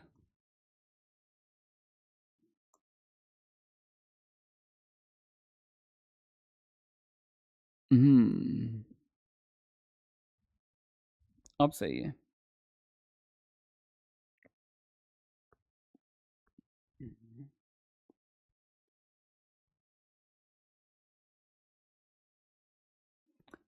तो हमने x -3 मतलब ये कहाँ पे टच करा दिया, 3,0 पे टच करा दिया। तो जब मैंने x को 1 डाला है, x को 1 डाला है, तो मुझे दिख रहा है कि t को मैं -4 तक ले सकता हूँ। t को -4 तक जब मैं लूँगा तो डेफिनेटली लाइन जो कि पैराबोला पे डोमिनेट करेगी। तो ये पैराबोला अब हमारे पास कौन सा आ गया, ये ग्राफ आ रहा है, ये फंक्शन है y इक्वल टू क्या है, y equal to 1/4 into X minus 3 का होल स्क्वायर, है ना। और ये लाइन वही है y इक्वल टू एक्स, तो ये पॉइंट तो नो डाउट भाई आएगा x इक्वल टू 1, मतलब मैं भाई चाहता था x इक्वल टू 1 पर भी लाइन डोमिनेट करे, तो उसके लिए t की रेंज आ गई है ना। तो ये पॉइंट तो डेफिनेटली 1,1 ही आएगा। आप सॉल्व भी करके दे सकते हैं, सॉल्व किया जाए इन दोनों कर्व को, y equal to 1/4 into X minus 3 का whole square and y equal to X, मतलब ये देखना है कि जब मैं t यूनिट शिफ्ट करता हूँ तो 1 के आगे, 1 के कहाँ तक, मतलब हमें m निकालना था, इसमें कहाँ क्या निकालना था, m निकालना था, यानी ये लाइन पैराबोला पर कितनी x के लिए डोमिनेट करेगी, x की क्या रेंज आएगी, वो x कोऑर्डिनेट कहाँ से कहाँ तक, वो 1 से m बोला गया, यानी ये वाला हमें x कोऑर्डिनेट निकाले, ये वाला x कोऑर्डिनेट ही m बनेगा। तो इन दोनों को सॉल्व कर लेते हैं, तो मुझे इस पॉइंट का और इस पॉइंट दोनों का x कोऑर्डिनेट मिल जाएगा। तो दोनों से बाई इक्वेट कर दो, x equal to 1/4 into X minus 3 का होल स्क्वायर, यानी x माइनस 3 का whole square equal to 4x, X square minus 6x plus 9 equal to 4x, X square minus 10x plus 9 equal to 0, ऐसा कुछ आ रहा है, X square minus 10x plus 9। तो यहाँ से x की दो वैल्यू आ रही है, एक तो x आ रहा है 1 और एक आ रहा है 9, x इक्वल टू 1,9। तो 1 तो ऑब्वियसली दोस्तों ये वाला पॉइंट हो गया। 9 कौन सा पॉइंट होगा? 9 ये वाला पॉइंट होगा। तो अब देखो 1 से 9 तक, 1 से 9 तक लाइन जो है पैराबोला पे डोमिनेट कर रही है। अब जैसे जैसे टी, आपके हिसाब में -4 के बीच में क्यों नहीं लिया? अगर हम टी को बीच में कुछ लेते, जैसे -3 लेते, तो ये 2,0 पे टच करता, 2,0 पे टच करेगा, 2,0 पे टच करेंगे तो फिर m थोड़ा सा पहले आ जाएगा, समझ गया ना? तो मतलब हम यहां से लेकर यहां तक सारे पैराबोला बना रहे हैं, है ना, सारे पैराबोला बना रहे हैं। तो इनिशियली हमें कहाँ पे कट कराना था? 1 पे कट कराना था, 1 पे कट कराना था। तो फिर हमने वो देख लिया कि मैक्सिमम m कहाँ तक जाएगा। तो मैक्सिमम m हमारे पास कहाँ तक जा रहा है? 9 तक जा रहा है। मैक्सिमम m 9 तक जा रहा है। और अगर मैक्सिमम n 9 तक जाएगा तो हमारे आंसर्स क्या क्या होंगे, यानी वो कौन कौन से, यानी 1 से किस पॉइंट तक मैं ग्राफ बनाऊं सच दैट लाइन डोमिनेट करे पैराबोला पर। तो आंसर 2 भी हो सकता है ना। 1 से 2 के बीच में भी लाइन डोमिनेट करेगी पैराबोला पर, 1 से 3 के बीच में भी करेगी, 1 से 9 के भी करेगी, लेकिन 1 से 10 में नहीं करेगी। 10 पर क्या पैराबोला फिर ऊपर आ जाएगा। ठीक है बच्चों, तो क्वाड्रेटिक प्लस कैलकुलस ग्राफ भी था इसमें। चलिए भाई नेक्स्ट क्वेश्चन देखते हैं। Solve for real number 2 power y plus 2 power z plus tan inverse z equal to 9, है ना। ये इजी प्रॉब्लम है, तो मैं ये HW दे रहा हूँ, ट्राई करिएगा। और थोड़ा सा आइडिया दे देते हैं, रेंज बैलेंसिंग है, इसको परफेक्ट स्क्वायर बना लो और ये कुछ ऐसा बन जाएगा y-3 का होल स्क्वायर प्लस 5। तो ये always greater than equal to 5 है। और a sin x plus b cos x की रेंज जानते हो, ये लेस और इक्वल टू 5 है। तो इक्वालिटी होनी चाहिए। इक्वालिटी कब आएगी? अब यार ये सारा मैं डिटेल दूंगा नहीं, है ना, तुम लोग ट्राई करना। y इक्वल टू 3 आ जाएगा, y को 3 पुट कर देना, ऐसे z आ जाएगा। और x तो मिल ही रहा है, दिस इक्वल टू 5 सॉल्व कर लेना, ठीक है ना। चलिए भाई मूव करते हैं। कह रहे हैं कि यार अगर इस ग्रेटेस्ट इंटीजर की वैल्यू मुझे 1 चाहिए तो x की रेंज बताओ जरा क्या होगी, x की रेंज बताओ। तो यहां पर इन्होंने जो लिखा हुआ है ग्रेटेस्ट इंटीजर के अंदर sign inverse of something, sine inverse of something का इंटीग्रल पार्ट 1 है। अच्छा साइन इनवर्स की रेंज क्या होती है? साइन इनवर्स की रेंज होती है -π/2 से π/2। लेकिन अगर इसका इंटीग्रल पार्ट 1 आ रहा है, साइन इनवर्स का इंटीग्रल पार्ट 1 है, तो इसका मतलब ये जो साइन इनवर्स है, sine inverse of cos inverse of sine inverse of tan inverse x 1 2 3, ये कहाँ से कहाँ तक लाई करना चाहिए? 1 से π/2, क्योंकि π/2 के बियॉन्ड तो जा ही नहीं सकता। आप 1 से 2 बोल सकते हो सर ये 1 से 2 होगा, लेकिन एक्चुअली 2 हो नहीं पाएगा वो कभी। प्रिसाइसली ये लिखो तो ज़्यादा बेटर है। अब एक आउटर इनवर्स फंक्शन रिमूव करो। याद रखो इंक्रीजिंग फंक्शन अप्लाई करें या हटाएं तो सेम सेंस होता है, डिक्रीजिंग फंक्शन लगाएं चाहे हटाएं, डिक्रीजिंग मतलब सेंस रिवर्स हो जाएगा। तो take sine on all side, सारे साइन साइड्स का साइन ले लो। साइन इंक्रीजिंग फंक्शन है तो इनइक्वालिटी के सेंस पर कोई इफेक्ट नहीं पड़ेगा, यानी sine of 1 less sine of sine inverse something equal to something something, sine inverse remove हो गया, एक ब्रैकेट दूसरा साइन π/2 1। इसका मतलब ये वाला जो पिक्चर है ये साइन 1 से 1 मूव करेगी। अब इस आउटर फंक्शन क्या रहा है? Cos inverse. मैं कॉस इनवर्स रिमूव करना चाहता हूँ, इस पिक्चर से कॉस इनवर्स रिमूव करना। आप बोलो सर टेक कॉस, क्या बोलोगे? टेक कॉस, तीनों साइड का सर कॉस ले लीजिए, लेकिन भाई साहब ध्यान रखिएगा कॉस इनवर्स डिक्रीजिंग फंक्शन है, कॉस भी कैसा फंक्शन? डिक्रीजिंग। तो जब कॉस अप्लाई करेंगे तो लोअर बाउंड अपर बाउंड बन जाएगा और upper bound lower bound. Decreasing function में इनइक्वालिटी का सेंस चेंज होता है, इंक्रीजिंग फंक्शन में कोई इफेक्ट नहीं पड़ता। तो जब मैं कॉस अप्लाई करूंगा तो कॉस 1 तो इधर आ जाएगा, है ना, यहां से रिमूव हो जाएगा ये cos inverse, sine inverse of tan inverse of x less और equal to cos of sine 1। मतलब इधर वाला बाउंड इधर और इधर वाला इधर। अब क्या हटाना चाहते हो? सर साइन इनवर्स हटाना चाहते हैं, तो क्या करोगे? सर साइन लेंगे, एंटी ऑपरेटर लगा देंगे, साइन अप्लाई कर देंगे। लेकिन साइन होता कैसा फंक्शन है? सर इंक्रीजिंग फंक्शन है, 0 से π/2 में इंक्रीजिंग है, तो साइन अप्लाई करेंगे तो सेम सेंस आएगा। बिकॉज tan इनवर्स की रेंज होती है -π/2 से π/2, -π/2 से π/2 में साइन इनवर्स जो होगा -1 to 1 रेंज देता है, ठीक है ना। तो साइन अप्लाई कर देंगे, तो साइन ऑफ cos 1 लेस और equal to tan inverse x less और equal to sine of cos of sine 1, ऐसा आ जाएगा। अब क्या करना चाहे तो सर x निकालना, बस last time tan inverse remove करना है, anti operator technique, take 10 on all side, सारे साइड्स का 10 ले लो। 10 कैसा फंक्शन है, इंक्रीजिंग फंक्शन है, सेम सेंस रहेगा। तो 10 of sine of cos 1, 10 of sine of cos 1 less और इक्वल टू x लेस और equal to 10 of sine of cos of sine 1, बहुत सारे 1 2 3 1 2 3, ये x पर रेंज आएगी भाई साहब। दिल बहुत दे दिया है, बहुत दिल दिया है सर आज आपने, ये ले भाई। अब चेक कर लो, 10 of sine of cos 1, 10 of sine of cos 1 से 10 of sine of cos of sine 1, मुझे पहले ही ऑप्शन दिख रहा है। कौन सा सही ऑप्शन है भाई? फर्स्ट ऑप्शन बिल्कुल सही है, ए फॉर आगरा। ठीक है बच्चों, चलिए भाई मूव करते हैं आगे। नेक्स्ट क्वेश्चन में आइए। tan inverse X square plus tan inverse Y square equal to box of X Y into pi by 4। ठीक है, एक्स वाई क्या है, पॉजिटिव रियल नंबर्स है। ठीक है, तो इनवर्स फंक्शन में एक तरह से दो tan इनवर्स को ऐड करना है। दो tan इनवर्स को ऐड करना है यार, 3 रूल होते थे, पढ़ा होगा आप लोगों ने, पढ़ा होगा। tan inverse x plus tan inverse Y का फॉर्मूला पढ़ा है क्या? दो tan इनवर्स को ऐड करने का फॉर्मूला क्या था? tan inverse x plus tan inverse Y. 3 case बनाते थे हम लोग। एक केस बनाते थे कि tan inverse of x plus Y upon 1 minus X Y. कब वो लेते थे? जब x और y दोनों कैसे हो, पॉजिटिव रियल हो और प्रोडक्ट की वैल्यू 1 से कम हो, है ना।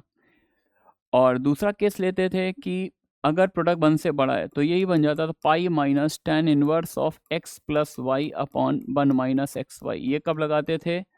जब x और y कैसे हो, पॉजिटिव रियल हो एंड प्रोडक्ट की वैल्यू 1 से बड़ी हो। लेकिन तीसरा एक केस और होता था कि यार अगर 1 से छोटा है तब तो ये फॉर्मूला है, 1 से बड़ा है तब ये, लेकिन अगर 1 हो जाए तब क्या है?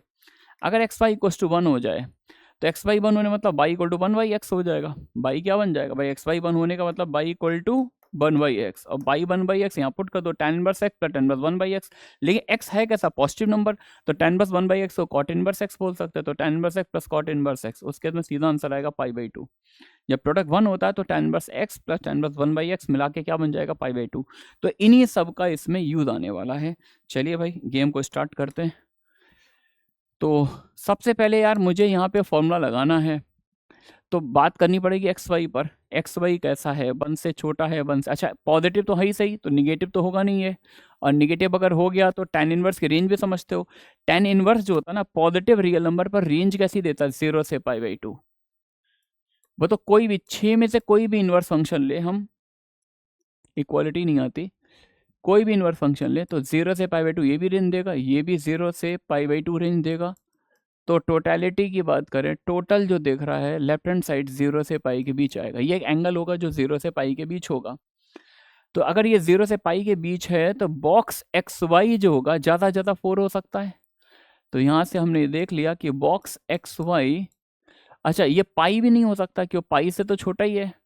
तो बॉक्स एक्स वाई पाई से, अगर बॉक्स एक्स वाई 4 ले लूँ तो ये पाई आएगा, और ये पाई कभी होगा नहीं। तो इसका मतलब बॉक्स एक्स वाई जो होगा 3 से बड़ा होगा, 0 से 3, है ना। बॉक्स एक्स वाई 0 से 3 होने का मतलब है बॉक्स एक्स वाई अगर 0 हो गया तो भी कोई सोल्यूशन नहीं आएगा, हाँ, क्योंकि ये 0 से हमेशा बड़ा रहेगा। तो एक मिनट, थोड़ा और क्वालिटी वाला काम करते हैं। 0 पर इक्वलिटी नहीं लगानी चाहिए, क्योंकि ये तो 0 पर कभी इक्वल होगा ही नहीं, क्योंकि x y positive real number है। 0 एक्स भी 0 डाले, वाई भी 0 डाले, तभी ये 0 बनेगा। 0 डालना यहाँ पर अलाउड नहीं है। यहाँ पर ध्यान से देखें, एक्स और वाई क्या है, पॉजिटिव रियल है। तो इसका मतलब बॉक्स एक्स वाई एक इंटीजर है, बॉक्स एक्स वाई क्या है, इंटीजर है। तो बॉक्स एक्स वाई की 3 ही वैल्यू आएंगी, बॉक्स एक्स वाई या तो 1 होगा, या फिर 2 होगा, या फिर 3 होगा, है ना। एक्स बॉक्स एक्स वाई 1 होने का मतलब है कि एक्स वाई जो है, हाँ, 1 से 2 के बीच होगा, या फिर 2 से 3। इसका मतलब मैं एक्स वाई की रेंज की बात करूं तो 1 से 4 के बीच होगा। एक बात तो ये समझ में आ गई, हमने इनिशियल चेक कर लिया सारा, टोटल पोस्टमार्टम कर लिया, ये 0 से π/2, ये भी 0 से π/2, तो लेफ्ट हैंड साइड की बाउंड्री आएगी 0 से पाई, ना तो इधर इक्वालिटी ना इधर, बिल्कुल होश में सॉल्व करना भाई, सब तो छोटा सोल्यूशन निकाल पाओगे। यहाँ पर देखिए बॉक्स x/4 लूंगा तो पाई आ जाएगा, पाई हमें लाना नहीं क्योंकि पाई पे इक्वालिटी हो नहीं सकती, तो बॉक्स x/4 से छोटा इंटीजर यानी 3 या 3 के बराबर।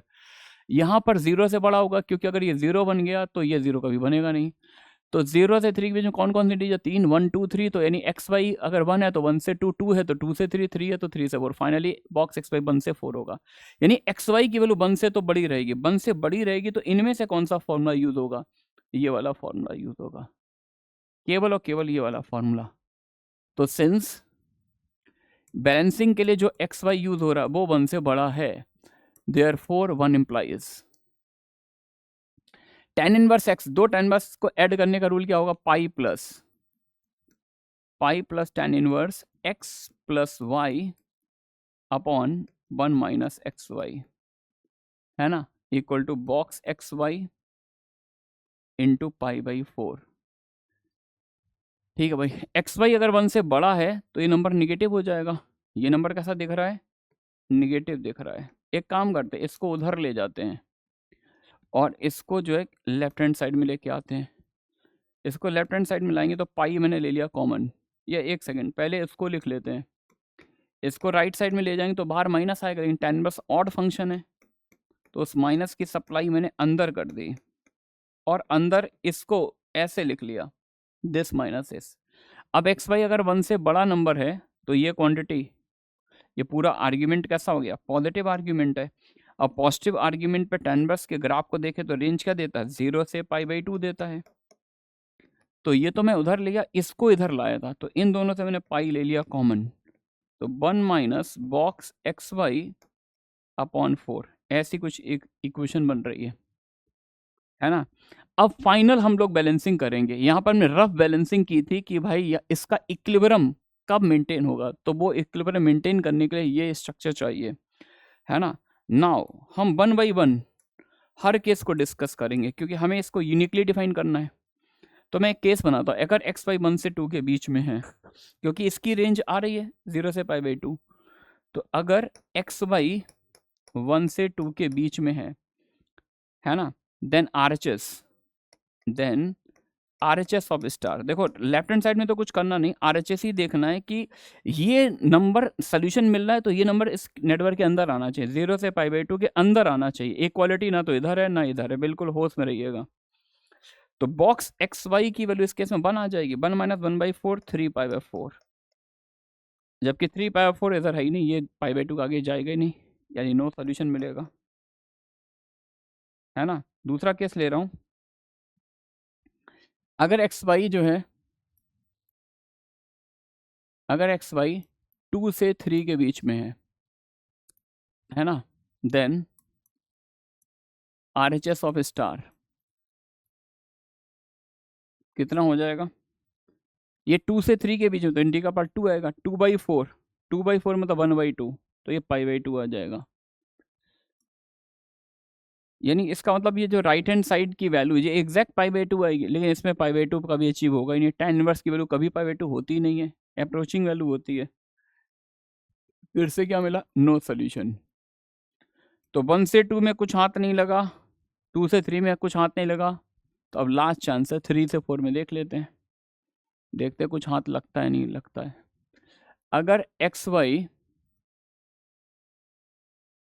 3 से 4 लाई करता है, 3 से 4 लाई करता है तो इस केस में ये 3 बन जाएगा, 3/4 1/4 यानी π/4 बन जाएगा, π/4 बना, ये नेटवर्क के अंदर आ रहा है, तो अब सोल्यूशन मिलेगा, अब सोल्यूशन मिलेगा तो पूरी इक्वेशन लिख लेते हैं, अब RHS लिखने की जरूरत ही नहीं है, तो अब तो हमें सॉल्व ही करना है। तो लेफ्ट हैंड साइड में क्या था, tan inverse x² plus y² upon x² y² minus 1 equal to, ये क्या बन गया था, 3/4 मतलब 1/4, π/4 आ गया, tan अप्लाई कर दीजिए, इन implies x² plus y² upon x² y² minus 10 π/4, 10 π/4 मतलब 1 आ गया, है ना। अब क्वेश्चन की डिमांड देख लो क्या थी, क्वेश्चन में ये बोला था x² प्लस y² की मैक्सिमम वैल्यू और मिनिमम वैल्यू का सम बताना है, ठीक है।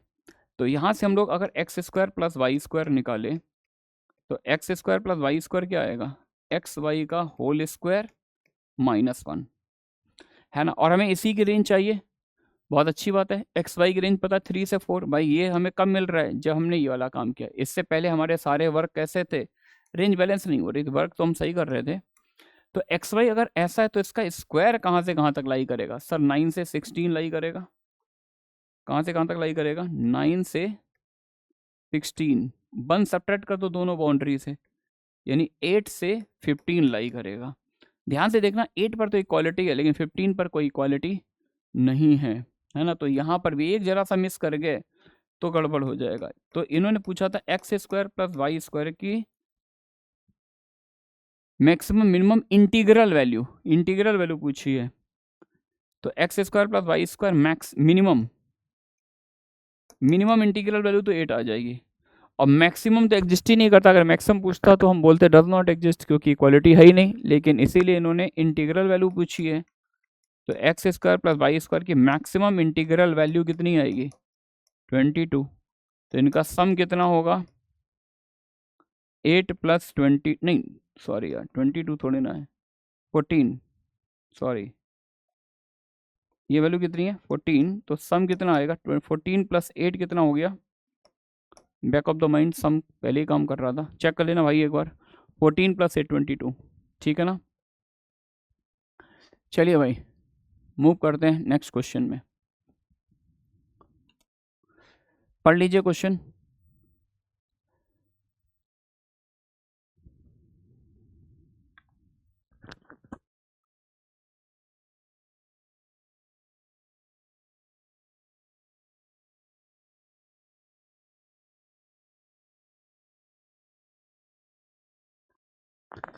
देखिए इस प्रोफाइल पर भी आपने काफ़ी सारे क्वेश्चन किए होंगे। Sine inverse something plus cos inverse something equal to π/2। पुराने ओल्ड PYQ IT के देखेंगे तो मिल जाएंगे ऐसे।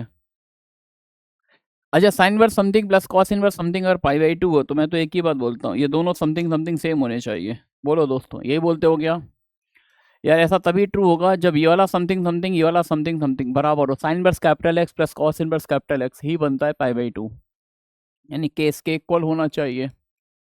ठीक है क्या। अब इनकी डिमांड क्या है, द लार्जेस्ट वैल्यू ऑफ के for which equation has 2 distinct solution is 1। कि अगर इस इंटरवल में होगा तो रियल रूट मिलेगा, इधर होगा तो रियल रूट मिलेगा, यूनिक रूट मिलेगा -½ पर।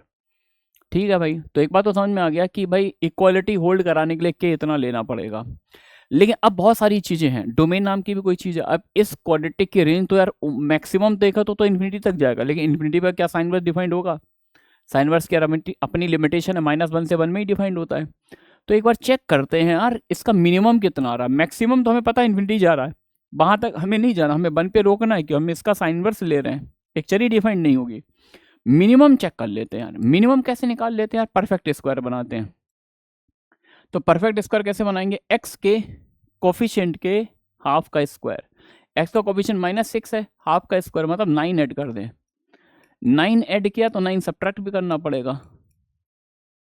तो के की वैल्यू कितनी आ रही है, x - 3 का होल स्क्वायर, 17 - 18 -½ तो ये आ गया यार। यानी के की मिनिमम वैल्यू तो -½ आ गई, यानी जब मैं x को 3 डालूंगा तो मिनिमम वैल्यू के की कितनी आ जाएगी, -½ है ना।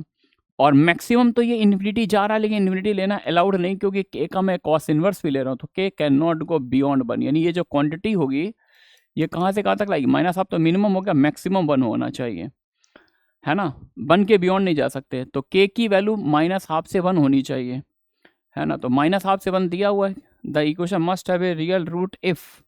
हाँ यार, इसको टिक करना पड़ेगा, क्योंकि ये नहीं लिखा ओनली द रेंज नहीं लिखा। अगर रेंज ऑफ के लिखा होता तो ये गलत होता, क्योंकि रेंज में तो -½ पर भी इक्वालिटी आएगी और 1 पर भी आएगी, लेकिन इन्होंने रेंज वर्ड यूज़ नहीं। इन्होंने कहा अगर मैं के इतना लूँगा तो मुझे रियल रूट मिलेगा, डेफिनेटली मिलेगा। -½ से 1 में मिल जाएगा, -1 से ½ में मिलेगा, real root for all values of k. हाँ देखो, इन्होंने लिखा के equation must have real root for all values of k belongs to this interval. कह रहा है के इस इंटरवल में कुछ भी लूँ रूट मिलेगा, ये गलत है, क्योंकि -½ के पीछे रूट नहीं मिल रहा है। -½ पे कह रहा है यूनिक सोल्यूशन आएगा, तो वो देख लेते हैं, पैराबोला बना लेते हैं भाई। ये अब वर्ल्ड पैराबोला आएगा, इसके वर्टेक्स का कोऑर्डिनेट कितना होगा, एक्स कोऑर्डिनेट को मैं जब 3 लूँगा तो इसकी सबसे छोटी वैल्यू -½ आएगी। तो -½ यानी अगर हम इस लाइन को सॉल्व करें, इस इक्वेशन को सॉल्व करें, तो एक पैराबोला का ग्राफ बना लिया, y = k लाइन बनाते हैं, और y = k अगर यहाँ से पास हो रहा है, वर्टेक्स से पास हो रहा है, तब तो यार दोनों रूट इक्वल आएंगे। लेकिन -½ से ऊपर लेंगे तब दो सोल्यूशन आएंगे। लेकिन ऊपर तो कहीं पर भी चले जाएं 2 सोल्यूशन आएंगे, लेकिन डिफाइन होने के लिए k को बन के बियॉन्ड नहीं लेना है। समझ गया ना, ये एक क्वेश्चन है y = k, ये भी है y = k। तो -½ पर तो क्या आ रहा है, यूनिक सोल्यूशन, ये बिल्कुल सही है। और -½ से जैसे ही ऊपर जाने लगेंगे, और कहाँ तक ऊपर जा सकते हैं, 1 तक, -½ से 1 तक कहीं भी जाएंगे तो उसके लिए यूनिक 2 सोल्यूशन मिलेंगे। द लार्जेस्ट वैल्यू ऑफ के फॉर विच इक्वेशन है 2 डिस्टिंक्ट सोल्यूशन। हाँ, मान लो 1 तक जा सकते हैं, 1 तक तो आपको हमेशा 2 डिफरेंट सोल्यूशन मिल जाएंगे। तो 1 के बियॉन्ड नहीं जा सकते, 1 के बियॉन्ड कैसे जाओगे यार, डोमेन ही नहीं है वहाँ पर। तो करेक्ट आंसर्स क्या हैं, आगरा, बॉम्बे एंड दिल्ली। सही है भाइयों। चलिए भाई, एक और टॉप क्वालिटी प्रॉब्लम है आपके सामने, problem related to maximum and minimum value of a function. भाई साहब, इसमें मज़ा आ जाएगा, और मैं बिल्कुल जानना चाहूँगा इस प्रॉब्लम को कौन बच्चा सॉल्व कर रहा है, क्योंकि मैक्स मिन वाली बहुत सारी प्रॉब्लम हमने लिमिट कंटिन्यूटी में पढ़ी है, फंक्शन में भी पढ़ी है मैक्स मिन का ग्राफ, लेकिन यार ये उससे अलग लेवल की बात की गई है। ये एक्चुअली प्रॉब्लम ऐसे पॉइंट पर है जिस पर आपने 5 बुक भी सॉल्व की होंगी, तो हार्डली 1 या 2 प्रॉब्लम मिली होंगी 5 बुक सॉल्व करने पर। मैक्स फंक्शन की मिन वैल्यू पर प्रॉब्लम है, स्पेसिफिक प्रॉब्लम है। gx = mod of r upon x - 1, जिसमें x वेरी कर रहा है 2 से 6, और यहाँ पे r जो है, r कांस्टेंट नहीं है, r भी वेरी कर रहा है, 2 से 6, और f ऑफ r क्या है, इस फंक्शन की मैक्सिमम वैल्यू, g की मैक्सिमम वैल्यू है f ऑफ r, और एक वैल्यू r = r0 ऐसी है जहां पर fr मिनिमम है, यानी fr क्या, मैक्स फंक्शन है, gx का मैक्स है, और इस मैक्स फंक्शन की मिन वैल्यू निकालनी है। ठीक है, चलिए भाई, बिल्कुल बेसिक तरह से समझाते हैं, सिंपल कॉन्सेप्ट के साथ, क्लैरिटी के साथ, कॉन्फिडेंस के साथ, जो स्टार्टिंग में वीडियो में बोला था, simple tricks, clear concept, full confidence के साथ। चलिए भाई, gx क्या दे रखा है, mod of r upon x - 1। मुझे यार इस फंक्शन का क्या चाहिए, इस फंक्शन का मैक्सिमम निकालना है। Look at the definition of gx, इसका क्या चाहिए, मैक्सिमम चाहिए। तो x को तो 2 से 6 पुट करेंगे, तो जो भी मैक्सिमम रहेगा r तो बच जाएगा उसमें। सबसे पहले मैक्स मिन निकालने के लिए मुझे मॉड को डिफाइन करना पड़ेगा। किसको डिफाइन करना पड़ेगा, मॉड को। gx की डेफिनेशन है mod of r/x - 1। ठीक है, अब तुमको कि सर इसमें मॉड करे कैसे डिफाइन, यहाँ तो x भी वेरी कर रहा है, r भी वेरी कर रहा है, x भी वेरी कर रहा है और r भी वेरी कर रहा है, कैसे डिफाइन करें सर, इस मॉड को कैसे ब्रेक किया जाए, क्योंकि जब तक मॉड ब्रेक नहीं होगा तब तक हम मैक्सिमम मिनिमम बताएंगे कैसे। तो मैं एक छोटी सी बात बोलता हूँ, छोटी सी बात, 2 से 6 के बीच में, 2 से 6 के बीच में कोई भी एक नंबर पसंद कर लो। जैसे मैजिशियन बोलता है ना कि एक नंबर तुम सोचोगे, एक मैंने सोचा, दोनों ऐड कर लो, इसका मीन ले लो, +2 कर दो, फिर डेट ऑफ बर्थ ऐड कर दो, मैजिक करेंगे आपके साथ।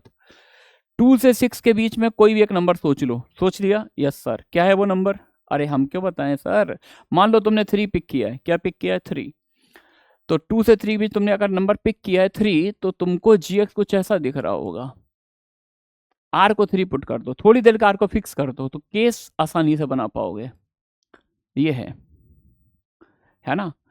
अब मैं इस मॉड को ब्रेक करना चाहता हूं, है ना, x कहां से कहां तक जा रहा है, 2 से 6, तो जब मैं x को 3 लूं, 3 से बड़ा नंबर डालूंगा, x को 3 से बड़ा नंबर डालूंगा, तो ये फ्रैक्शन की वैल्यू 1 से कम होगी, मॉड नेगेटिव से खुलेगा। लेकिन जब 3 से छोटा डालेंगे, यानी जब x 2 से 3 होगा, जब x 2 से 3 होगा, रेशियो वैल्यू 1 से बड़ी आएगी, तो 3 से पीछे रहेंगे तो मॉड पॉजिटिव से खुलेगा, 3 से आगे निकल जाएंगे मॉड नेगेटिव से खुलेगा। तो ये वही बात है कि आपने जब r को 3 डाला तो केस किस पर बना, 3 पर, कि जब x को 3 से पीछे लेंगे, जब x को 3 से पीछे लेंगे, ये क्वांटिटी 1 से बड़ी बनेगी, मॉड पॉजिटिव से ओपन होगा। जब x 3 से आगे निकल जाएगा, रेशियो 1 से छोटा हो जाएगा, मॉड नेगेटिव से खुलेगा। तो जैसी बातें यहाँ कर रहे हो, वही बातें यहाँ कर दो यार, कर दो भाई वही बातें। अच्छा सर अब आया समझ में। तो जब x r से छोटा होगा, r से छोटा कितना छोटा, 2 से r, जब x को 2 से r के बीच में लेंगे तब तक ये रेशियो 1 से बड़ा रहेगा। 1 से बड़ा रहेगा, मॉड किससे खुलेगा, पॉजिटिव साइन से। और जैसे ही x की वैल्यू आप r से बड़ी लेने लगोगे, कितनी बड़ी, अरे 6 के बियॉन्ड थोड़ी जाएंगे, इंटरवल के अंदर ही लेना है भाई। तो फिर उस केस में क्या होगा, आर अपॉन ये रेशियो 1 से छोटा हो जाएगा, मॉड नेगेटिव से खुल के 1 माइनस आर बाई एक्स। तो ये तो मैंने सिखाया, जब दो चीजें एक साथ वेरी कर रही होती है तो मॉड ब्रेकिंग कैसे करते हैं। एक को फिक्स कर दो, एक को कोई नंबर दे दो और फील करो उस केस में तुम मॉड कैसे ब्रेक करोगे। और उस नंबर को आपने आर मतलब 3 को तुम जो 3 पे केस बना रहे हो वही केस आर पर बन जाएगा। यानी जो तुम कंडीशन 2 से 3 लगा रहे थे, 3 की जगह बस आर पुट कर दो, ठीक है ना। ये gx फंक्शन आ गया। 2 से r में ये डेफिनेशन, r से 6 में ये है। और f ऑफ r क्या है, मैक्सिमम वैल्यू ऑफ gx। अब मुझे gx के ग्राफ का मैक्सिमा चाहिए। नाउ क्वेश्चन को ध्यान से देखो, 2 से r में ये डेफिनेशन है r अपॉन एक्स माइनस 1।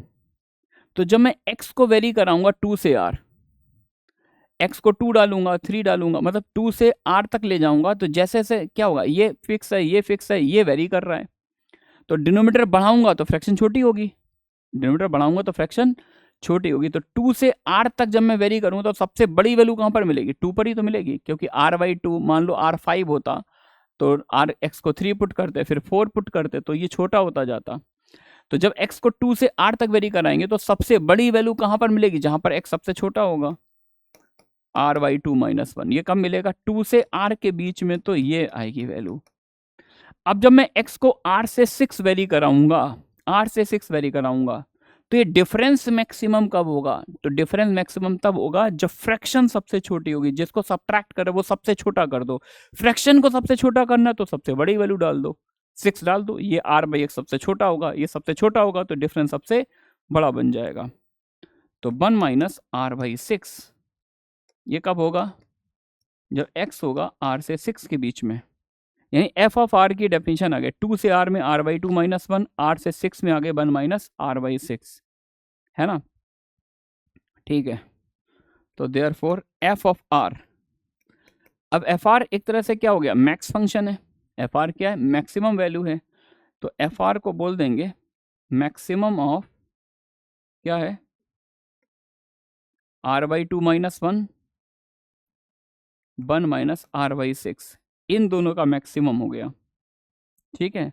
जहाँ पर r कहाँ से कहाँ तक वेरी कर रहा है, 2 से 6 में वेरी कर रहा है, 2 से 6 में वेरी कर रहा है, ठीक है। तो पहले तो ये देख लो यार, ये निगेटिव स्लोप की लाइन है, ये पॉजिटिव स्लोप की लाइन है ना। ये डिक्रीजिंग फंक्शन है, ये इंक्रीजिंग फंक्शन है। तो पहले ये देख लो दोनों ग्राफ कहाँ पर, क्योंकि हमें मैक्स फंक्शन का ग्राफ बनाना है और फिर मैक्स फंक्शन की मिन वैल्यू लेनी है। तो एक तरह से तुम ये समझो कि r को अपने माइंड में तुम x बोल दो, तुम दो लाइन का ग्राफ बनाओ। एक तो y equal to x/2 minus 1 line बनाओ, है ना, 2 से 6 में, और एक लाइन बनाओ y equal to 1 minus x/6, है ना। और इन दोनों का मैक्स फंक्शन का ग्राफ, जैसे तुम लोग मैक्स फंक्शन का ग्राफ बनाते थे, है ना, तो वो मैक्स फंक्शन का ग्राफ बनाओ। बनाओगे क्या, नेक्स्ट पेज में चलते हैं।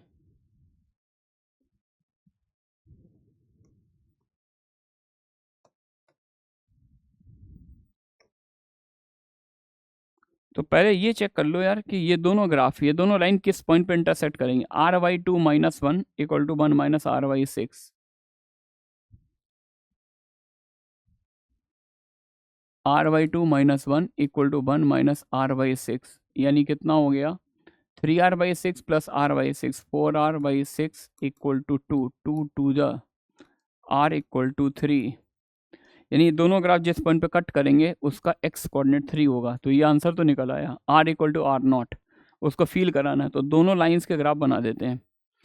तो जब मैं r को 2 डालूंगा, 2 डालूंगा तो मतलब 3 पे दोनों ग्राफ इंटरसेक्ट कर रहे हैं, तो ये डिक्रीज करेगा, मतलब ये 2 से 3 तक डिक्रीज करेगा और 3 के बाद ये इंक्रीज करेगा। तो r को 2 डालेंगे तो 1 माइनस 2/6, मतलब 1 माइनस 1/3 मतलब 2/3, और 3 पुट कर देंगे, 3 माइनस r को 3, 1/6, 3/6 सॉरी, r को 3 पुट करेंगे तो 1/2।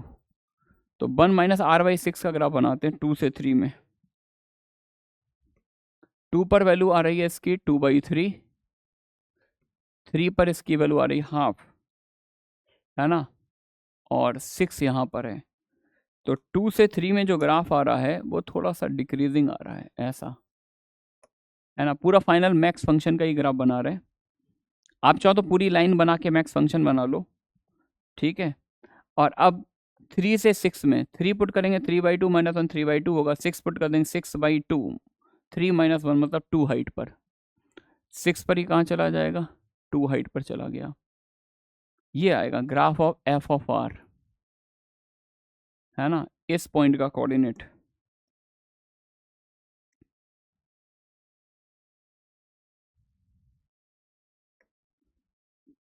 इस पॉइंट का कोऑर्डिनेट कितना होगा, 2,2/3। इसका कोऑर्डिनेट होगा 6, कितना आ रहा था, 2 आ रहा था क्या, 6 डाला था, 6/2, 3 माइनस 1 2 आ रहा था। और 3 पर इसकी वैल्यू कितनी आ रही थी, जब हमने x को 3 डाला था, 3/2 माइनस 1 1/2। तो ये पूरा मैक्स फंक्शन का ग्राफ आ रहा। अब मैक्स फंक्शन किस पॉइंट पर मिनिमम वैल्यू लेता है, 3 पर मिनिमम वैल्यू लेता है। तो इसका मतलब R0 कितना हो जाएगा, 3, ठीक है ना। तुम लोग मैक्स फंक्शन बनाते हो, मिन फंक्शन बनाते हो, तो मिन फंक्शन की मैक्स वैल्यू, मैक्स फंक्शन की मिन वैल्यू। तो इस तरह के क्वेश्चन थोड़ा मार्केट में बहुत कम दिखते हैं, ठीक है बच्चों, डिफरेंट टाइप का क्वेश्चन था। चलिए भाई, ये भी एक सुपर प्रॉब्लम है, चैलेंजिंग प्रॉब्लम है। देखिए क्या है, थोड़ा बहुत इसमें एसओटी भी इन्वॉल्व है। A function f from t to r from the set of all right triangle into the set of real number. एक हमने मैपिंग डिफाइन की राइट एंगल ट्राइंगल से रियल नंबर्स के बीच में, और मैपिंग का फॉर्मूला है F of triangle A B c, यानी किसी भी राइट एंगल ट्राइंगल की जो इमेज हम निकालेंगे वो किसके इक्वल होगी, एच अपॉन आर के इक्वल आएगी। यानी राइट एंगल, किसी भी राइट एंगल ट्राइंगल को एफ मशीन के अंदर डालेंगे, आउटपुट क्या निकलेगा, एच अपॉन आर, जहाँ एच क्या होगा, h is the height of the triangle with respect to the hypotenuse, है ना, यानी हाइपोटेनियस के रेस्पेक्ट में हाइट आएगी। R is the radius of the inscribe circle, r in circle की रेडियस है। तो राइट एंगल ट्राइंगल को पर डालेंगे इनपुट, तो आउटपुट ही आएगा। अब इसमें हमारे अलग अलग क्वेश्चन, हमने कहा मैक्सिमम वैल्यू कब आएगी, मैक्सिमम कितनी होगी, जिस समय मैक्सिमम वैल्यू आ रही होगी रेशियो की, तो उस समय ट्राइंगल राइट आइसोसेलेस होगा, रेंज में एक प्राइम नंबर आएगा, ऐसा कुछ। तो पहले तो एक काम करते हैं यार, एक ट्राइंगल बनाते हैं, एक राइट एंगल ट्राइंगल,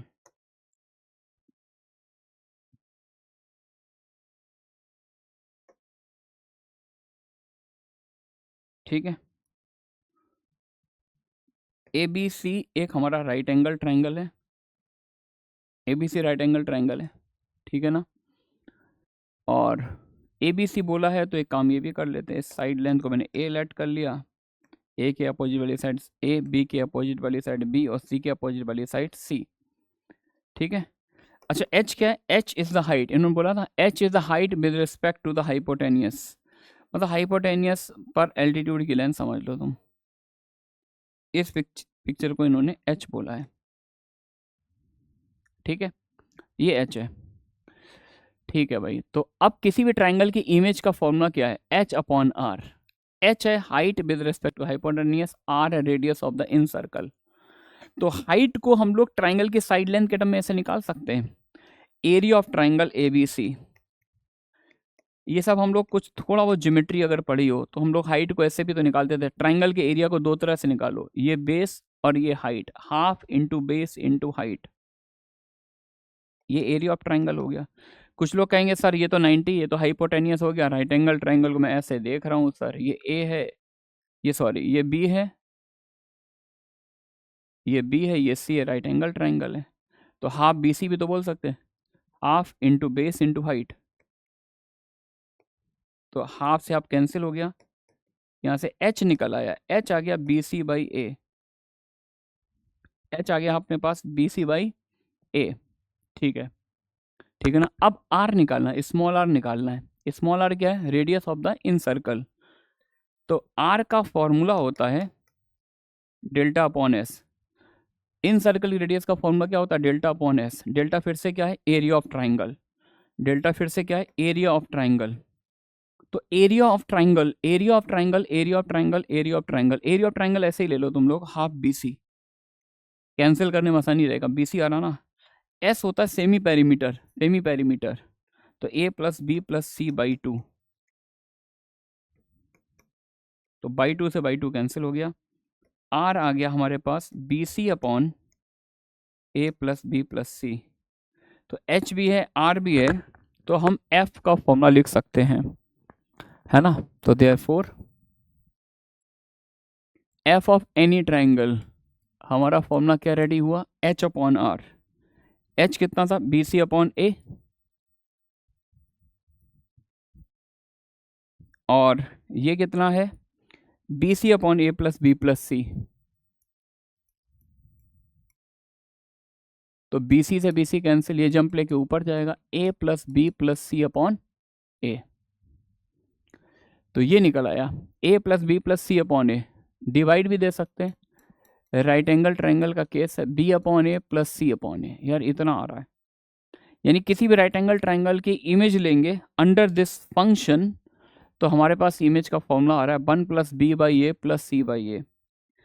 अब बात तो यार ये है कि ए बी सी तो तीनों साइड लेंथ है, कोई इन्फॉर्मेशन है नहीं, तो हम इसकी रेंज कैसे, मैक्सिमम कैसे निकालेंगे, मिनिमम कैसे निकालेंगे, कब पता करेंगे ये कब मैक्सिमम होगा। तो look at the option c, maximal triangle is right isosceles, यानी जिस समय मैक्सिमल ट्राइंगल का मतलब है ऐसा ट्राइंगल जिसमें ये रेशियो मैक्सिमम होगा, वो ट्राइंगल कैसा होगा, राइट आइसोसेलेस, यानी राइट एंगल तो है ही सही, लेकिन ये एंगल कितना आएगा 45, ये इन्होंने बोला है, मैं नहीं बोल रहा हूँ। तो ठीक है, एक काम करते हैं यार, मुझे यहाँ बहुत प्रॉब्लम हो रही है कि भाई हम लोग 12th क्लास के स्टूडेंट हैं, पार्शियल डेरिवेटिव पढ़े नहीं, इंजीनियरिंग मैथ्स के मैक्सिमा मिनिमा के जो मेथड्स होते हैं वो हमको नहीं पता है ना। तो नो प्रॉब्लम, एक काम करते हैं, इन्होंने जो बोला है बस एक थॉट मेरे को क्लिक किया, थॉट ये क्लिक किया, थोड़ी देर मैंने इस एंगल को थीटा बोल दिया। अगर मैं थीटा बोलता हूँ, भाई साहब राइट एंगल ट्राइंगल है, होश में रहिएगा, एंगल के सामने वाली साइड परपेंडिकुलर, ये बी परपेंडिकुलर हुआ, ये हाइपोटेनियस, परपेंडिकुलर अपॉन हाइपोटेनियस, ये क्या बन जाएगा, ये बहुत प्यारा सीन बन जाएगा, साइन थीटा, है ना। और सी अपॉन है, सी क्या हो गया, एडजेसेंट साइड है, तो बेस अपॉन हाइपोटेनियस क्या बन गया, कॉस थीटा। ओ तेरी, तो F of triangle A B C आ गया, image of triangle A B C का फॉर्मूला आ गया 1 plus sine theta plus cos theta आ रहा है। अच्छा, यहाँ पे थीटा की रेंज क्या होगी यार, राइट एंगल ट्राइंगल ये तो एंगल 90 है, और ट्राइंगल के तीनों एंगल सम कितना होता है 180 होता है, तो थीटा 0 से 90, 90 तो जा ही नहीं सकता, दो राइट एंगल होंगे नहीं, तो यहाँ पर थीटा की रेंज क्या होगी, यहाँ पे थीटा की रेंज होगी 0 से 90, ठीक है। अब मुझे क्या चाहिए, इसकी मैक्सिमम वैल्यू चाहिए, तो 1 प्लस एक काम कर लो, √2 से मल्टीप्लाई और √2 से डिवाइड, इसको सिंगल ट्रिग्नोमेट्रिक में हम लोग चेंज किया करते थे, है ना। इसको बोल देंगे साइन ए, इसको बोल देंगे cos B, cos A sine B, तो ये सब 11th क्लास का काम हो गया यार, sign A cos A sine B, range वाली बात है ना, जो बच्चों ने बोला सर रेंज के कुछ क्वेश्चंस कराइएगा, तो रेंज भी हो गया, मैक्सिमम मिनिमम भी हो गया। 1 plus √2 sine of theta plus 5f4, इसीलिए देखिए फंक्शन एंड में मैक्सिमम मिनिमम अप्लाई हूँ, जैसे कुछ रेंज की भी बातें हो जाएं, ये निकाल लिया हमने, ठीक है यार। अब एक सेकंड समझना, sign of theta plus 5f4, इसमें थीटा 0 से 90 है, तो इसका अगर मैं ग्राफ बनाऊं sine of theta plus cos 5f4 का, तो थीटा को जब मैं 0 डालूंगा, I am talking about only this particular picture, इसकी बात कर रहा हूँ, इसमें थीटा को जब मैं 0 डालूंगा तो साइन π/4 होगा 1/√2, ग्राफ जो स्टार्ट होगा वो यहाँ से स्टार्ट होगा 1/√2 से, और थीटा को जब π/4 डालेंगे, π/4 डाल देंगे तो साइन π/4 साइन 90 बन जाएगा, साइन 91, तो 0 से π/4 तक तो ग्राफ इंक्रीज करेगा, और 90 डाल देंगे तो 135, फिर से 1/√2 डिक्रीज होकर यहाँ तक आ जाएगा ग्राफ, ये ग्राफ आएगा, है ना। ये 0 था,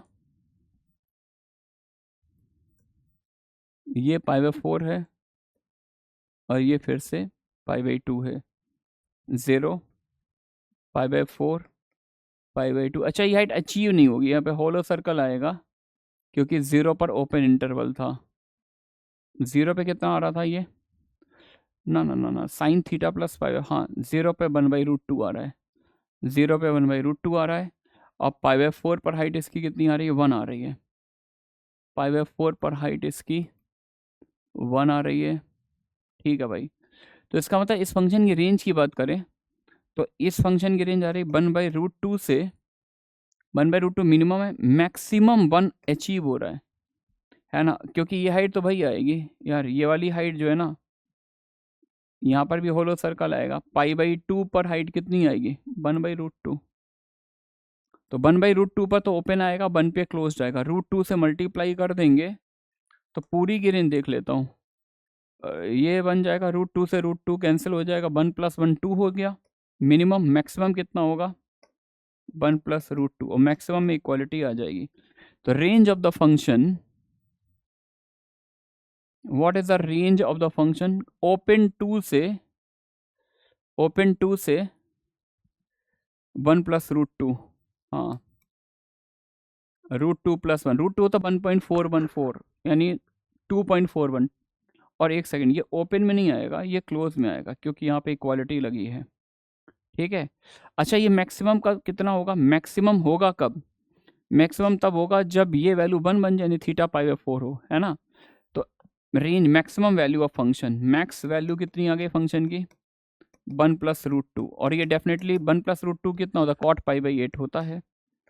मिलेगा कब, अकर्स इफ जब थीटा कितना हो π/4, थीटा π/4 होने का मतलब ये हुआ कि ये तो 90 था, ये π/4 है, तो फिर ये भी π/4, यानी ट्रायंगल राइट एंगल भी है, आइसोसेलेस भी, राइट आइसोसेलेस ट्रायंगल लेंगे तो उस टाइम इस रेशियो की वैल्यू मैक्सिमम आएगी। तो मैक्सिमम ट्रायंगल राइट आइसोसेलेस ये तो सही है, मैक्सिमम वैल्यू cot π/8 है, ये भी सही है। Minimum value of the function is sec² π/4, minimum की तो हमने बात ही नहीं की।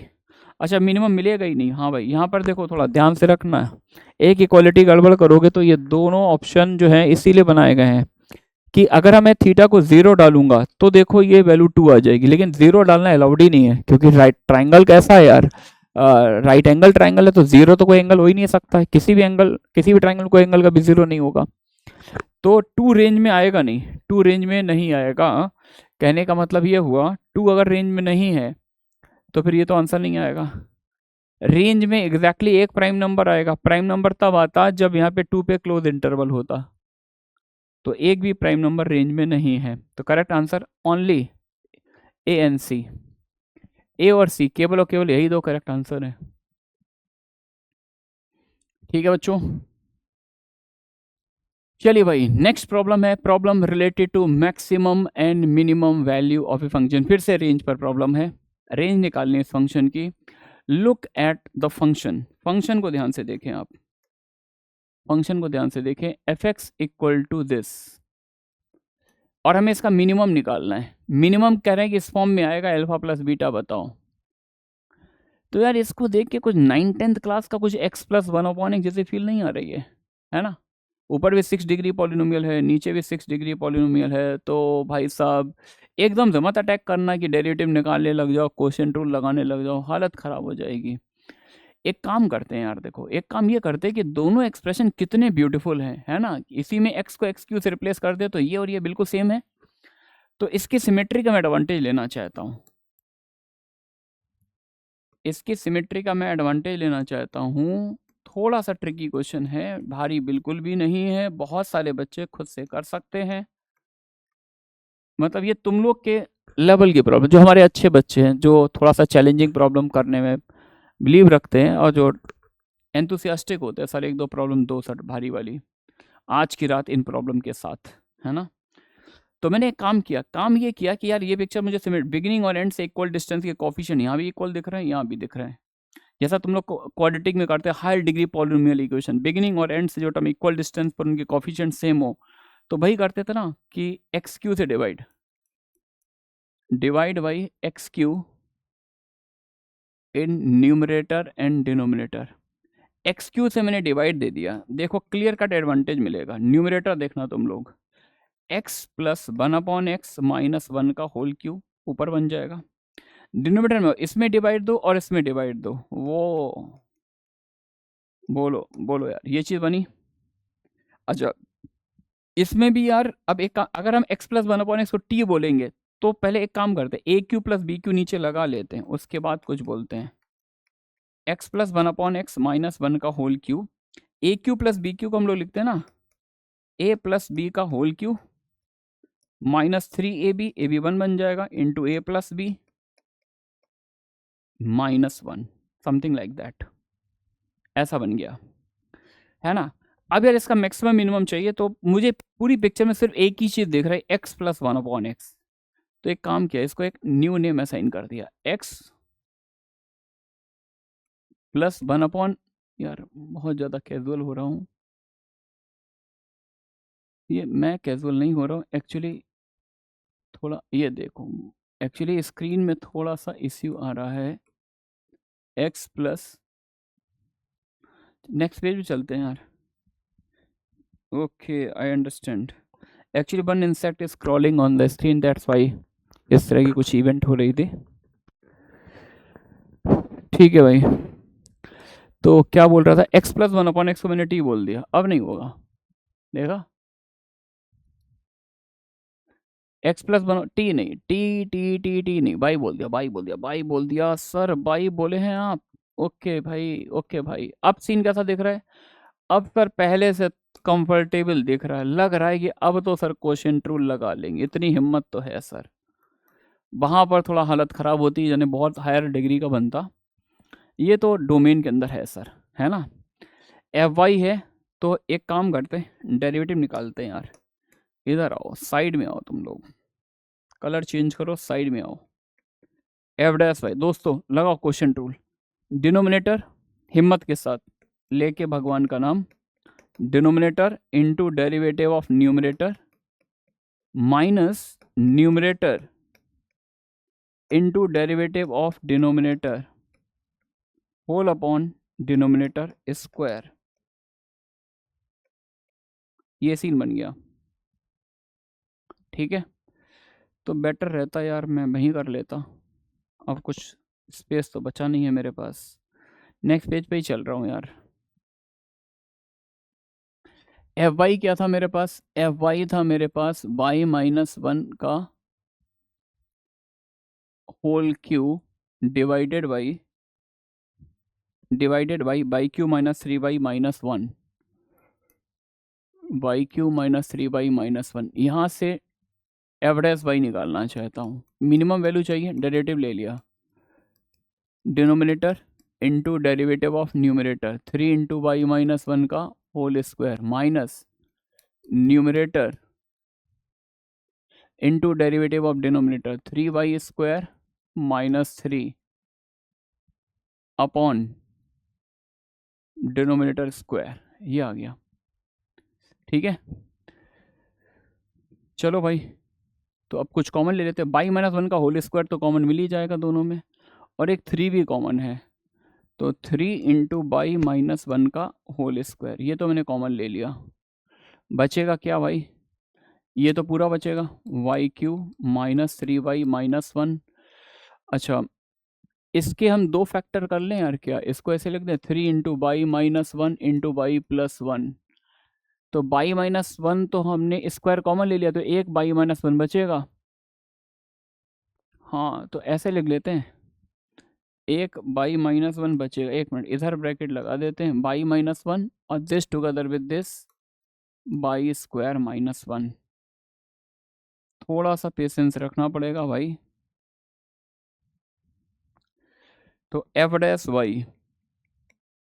3 इंटू y-1 का whole square y³ - 3y-1 minus y³, है ना, minus y³ minus y³ minus y minus y² और -1, एक मिनट गड़बड़ कर दिया, y³ आएगा और ये आएगा, y³ तो माइनस में रहेगा, ये माइनस y था इसलिए प्लस y, क्योंकि minus already there, minus y² यानी plus y² minus minus minus, अब सही जा रहा हूँ, नीचे आएगा y³ - 3y-1 का होल स्क्वायर, y³ से y³ कैंसिल हो गया, f' मेरे पास क्या आ रहा है, f' आ रहा है 3 टाइम्स y-1 का whole square, y² - 2y - 2 upon y³ - 3y-1 का होल स्क्वायर। मैक्सिमा मिनिमा के लिए डेरिवेटिव 0 कर दिया मैंने, मैक्सिमा मिनिमा के लिए डेरिवेटिव मैंने क्या कर दिया, 0, अच्छा, अब यहाँ पर तो साइन चेंज डेरिवेटिव का होगा नहीं क्योंकि होल स्क्वायर इन्फ्लेक्शन पॉइंट आएगा, इसको भी क्रॉस मल्टीप्लाई करके 0 कर दिया।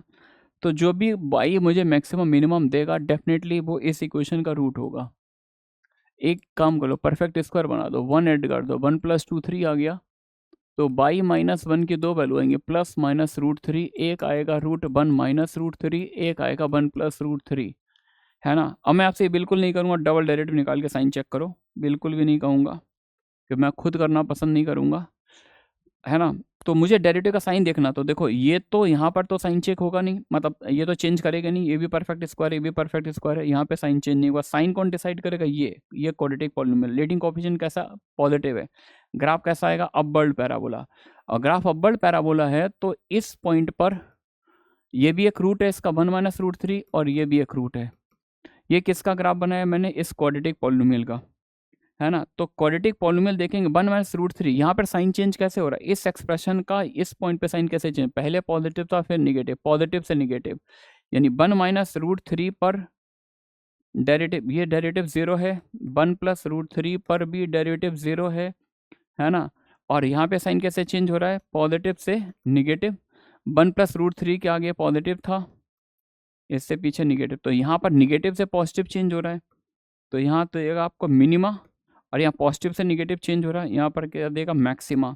तो अगर फंक्शन की मैक्सिमम वैल्यू चाहिए तो ये पुट कर दो, मिनिमम चाहिए तो 1 + √3 पुट कर दो। ये साइन किसका है? Sign of f dash by derivative का साइन आ रहा है। फर्स्ट डेरिवेटिव से ही हम निकाल लेते हैं ना, पॉजिटिव से निगेटिव, यहाँ पे मैक्सिमम आएगा, निगेटिव से positive minima. I think minima पूछा था, हाँ मिनिमम वैल्यू चाहिए, तो therefore minimum value of the function F by ये दे रखा, बस बाई के प्लेस पर क्या पुट करना है? 1 + √3, therefore minimum value of the function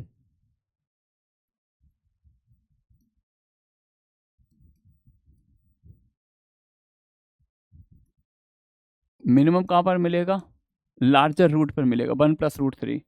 अब एक काम करो, यहाँ पर पुट करना, क्योंकि पूरी वर्किंग हमने बाई में की है, ऐसा मत करना ये उठा के तुम यहाँ पुट कर दो, सर ये दिया था, है ना बेटा। काफ़ी बड़ी बड़ी बेवकूफ़ियाँ करते हो तुम लोग। तो बाई को 1 + √3 डालो, तो बाई -1 √3, √3 का होल क्यू 3 √3, 3 √3, ठीक है। बाई क्यू का मतलब क्या ना, एक काम कर लेते हैं, बाई क्यू -1 के फैक्टर कर लेते हैं, बाई -1, बाई -1 हो गया √3, और बाई -1 फिर by square plus by +1, by square का मतलब 1 + √3 का स्क्वायर, 1 + 3 + 2 √3 प्लस बाई +1 का मतलब हो गया 2 + √3, है ना। आगे क्या है? -3/, और 1 मैंने यूज़ कर ही लिया था, -3/, मतलब -3 और -3 √3, ये आ जाएगी। तो 3 √3, नीचे आओ जरा, कैलकुलेशन ध्यान से करो, 2 √3 + √3, 3 √3, 3 √3 इंटू √3, 3 3 जा 9, 3 1 4 और 2 6 प्लस 6 √3 -3 -3 √3, तो कितना आएगा? 3 √3 अपॉन 9 - 3 मतलब 6, और 6 - 3 3 √3, 3 कैंसिल कर देते हैं, 3 कैंसिल कर देंगे तो कितना आएगा? √3 अपॉन 2 + √3, कुछ ऐसा ही इन्होंने दे भी रखा था। मिनिमम वैल्यू कितनी दे रखी है? इन्होंने ऐसे ही दे रखा है, √3, यानी α3 आ गया, β2 अल्फा प्लस बीटा पूछा है इन्होंने, α3, देयरफॉर α3 आ गया, β2, फाइनली अल्फा प्लस बीटा आपके पास कितना आ गया? 5, अल्फा प्लस बीटा = 5 आ रहा है।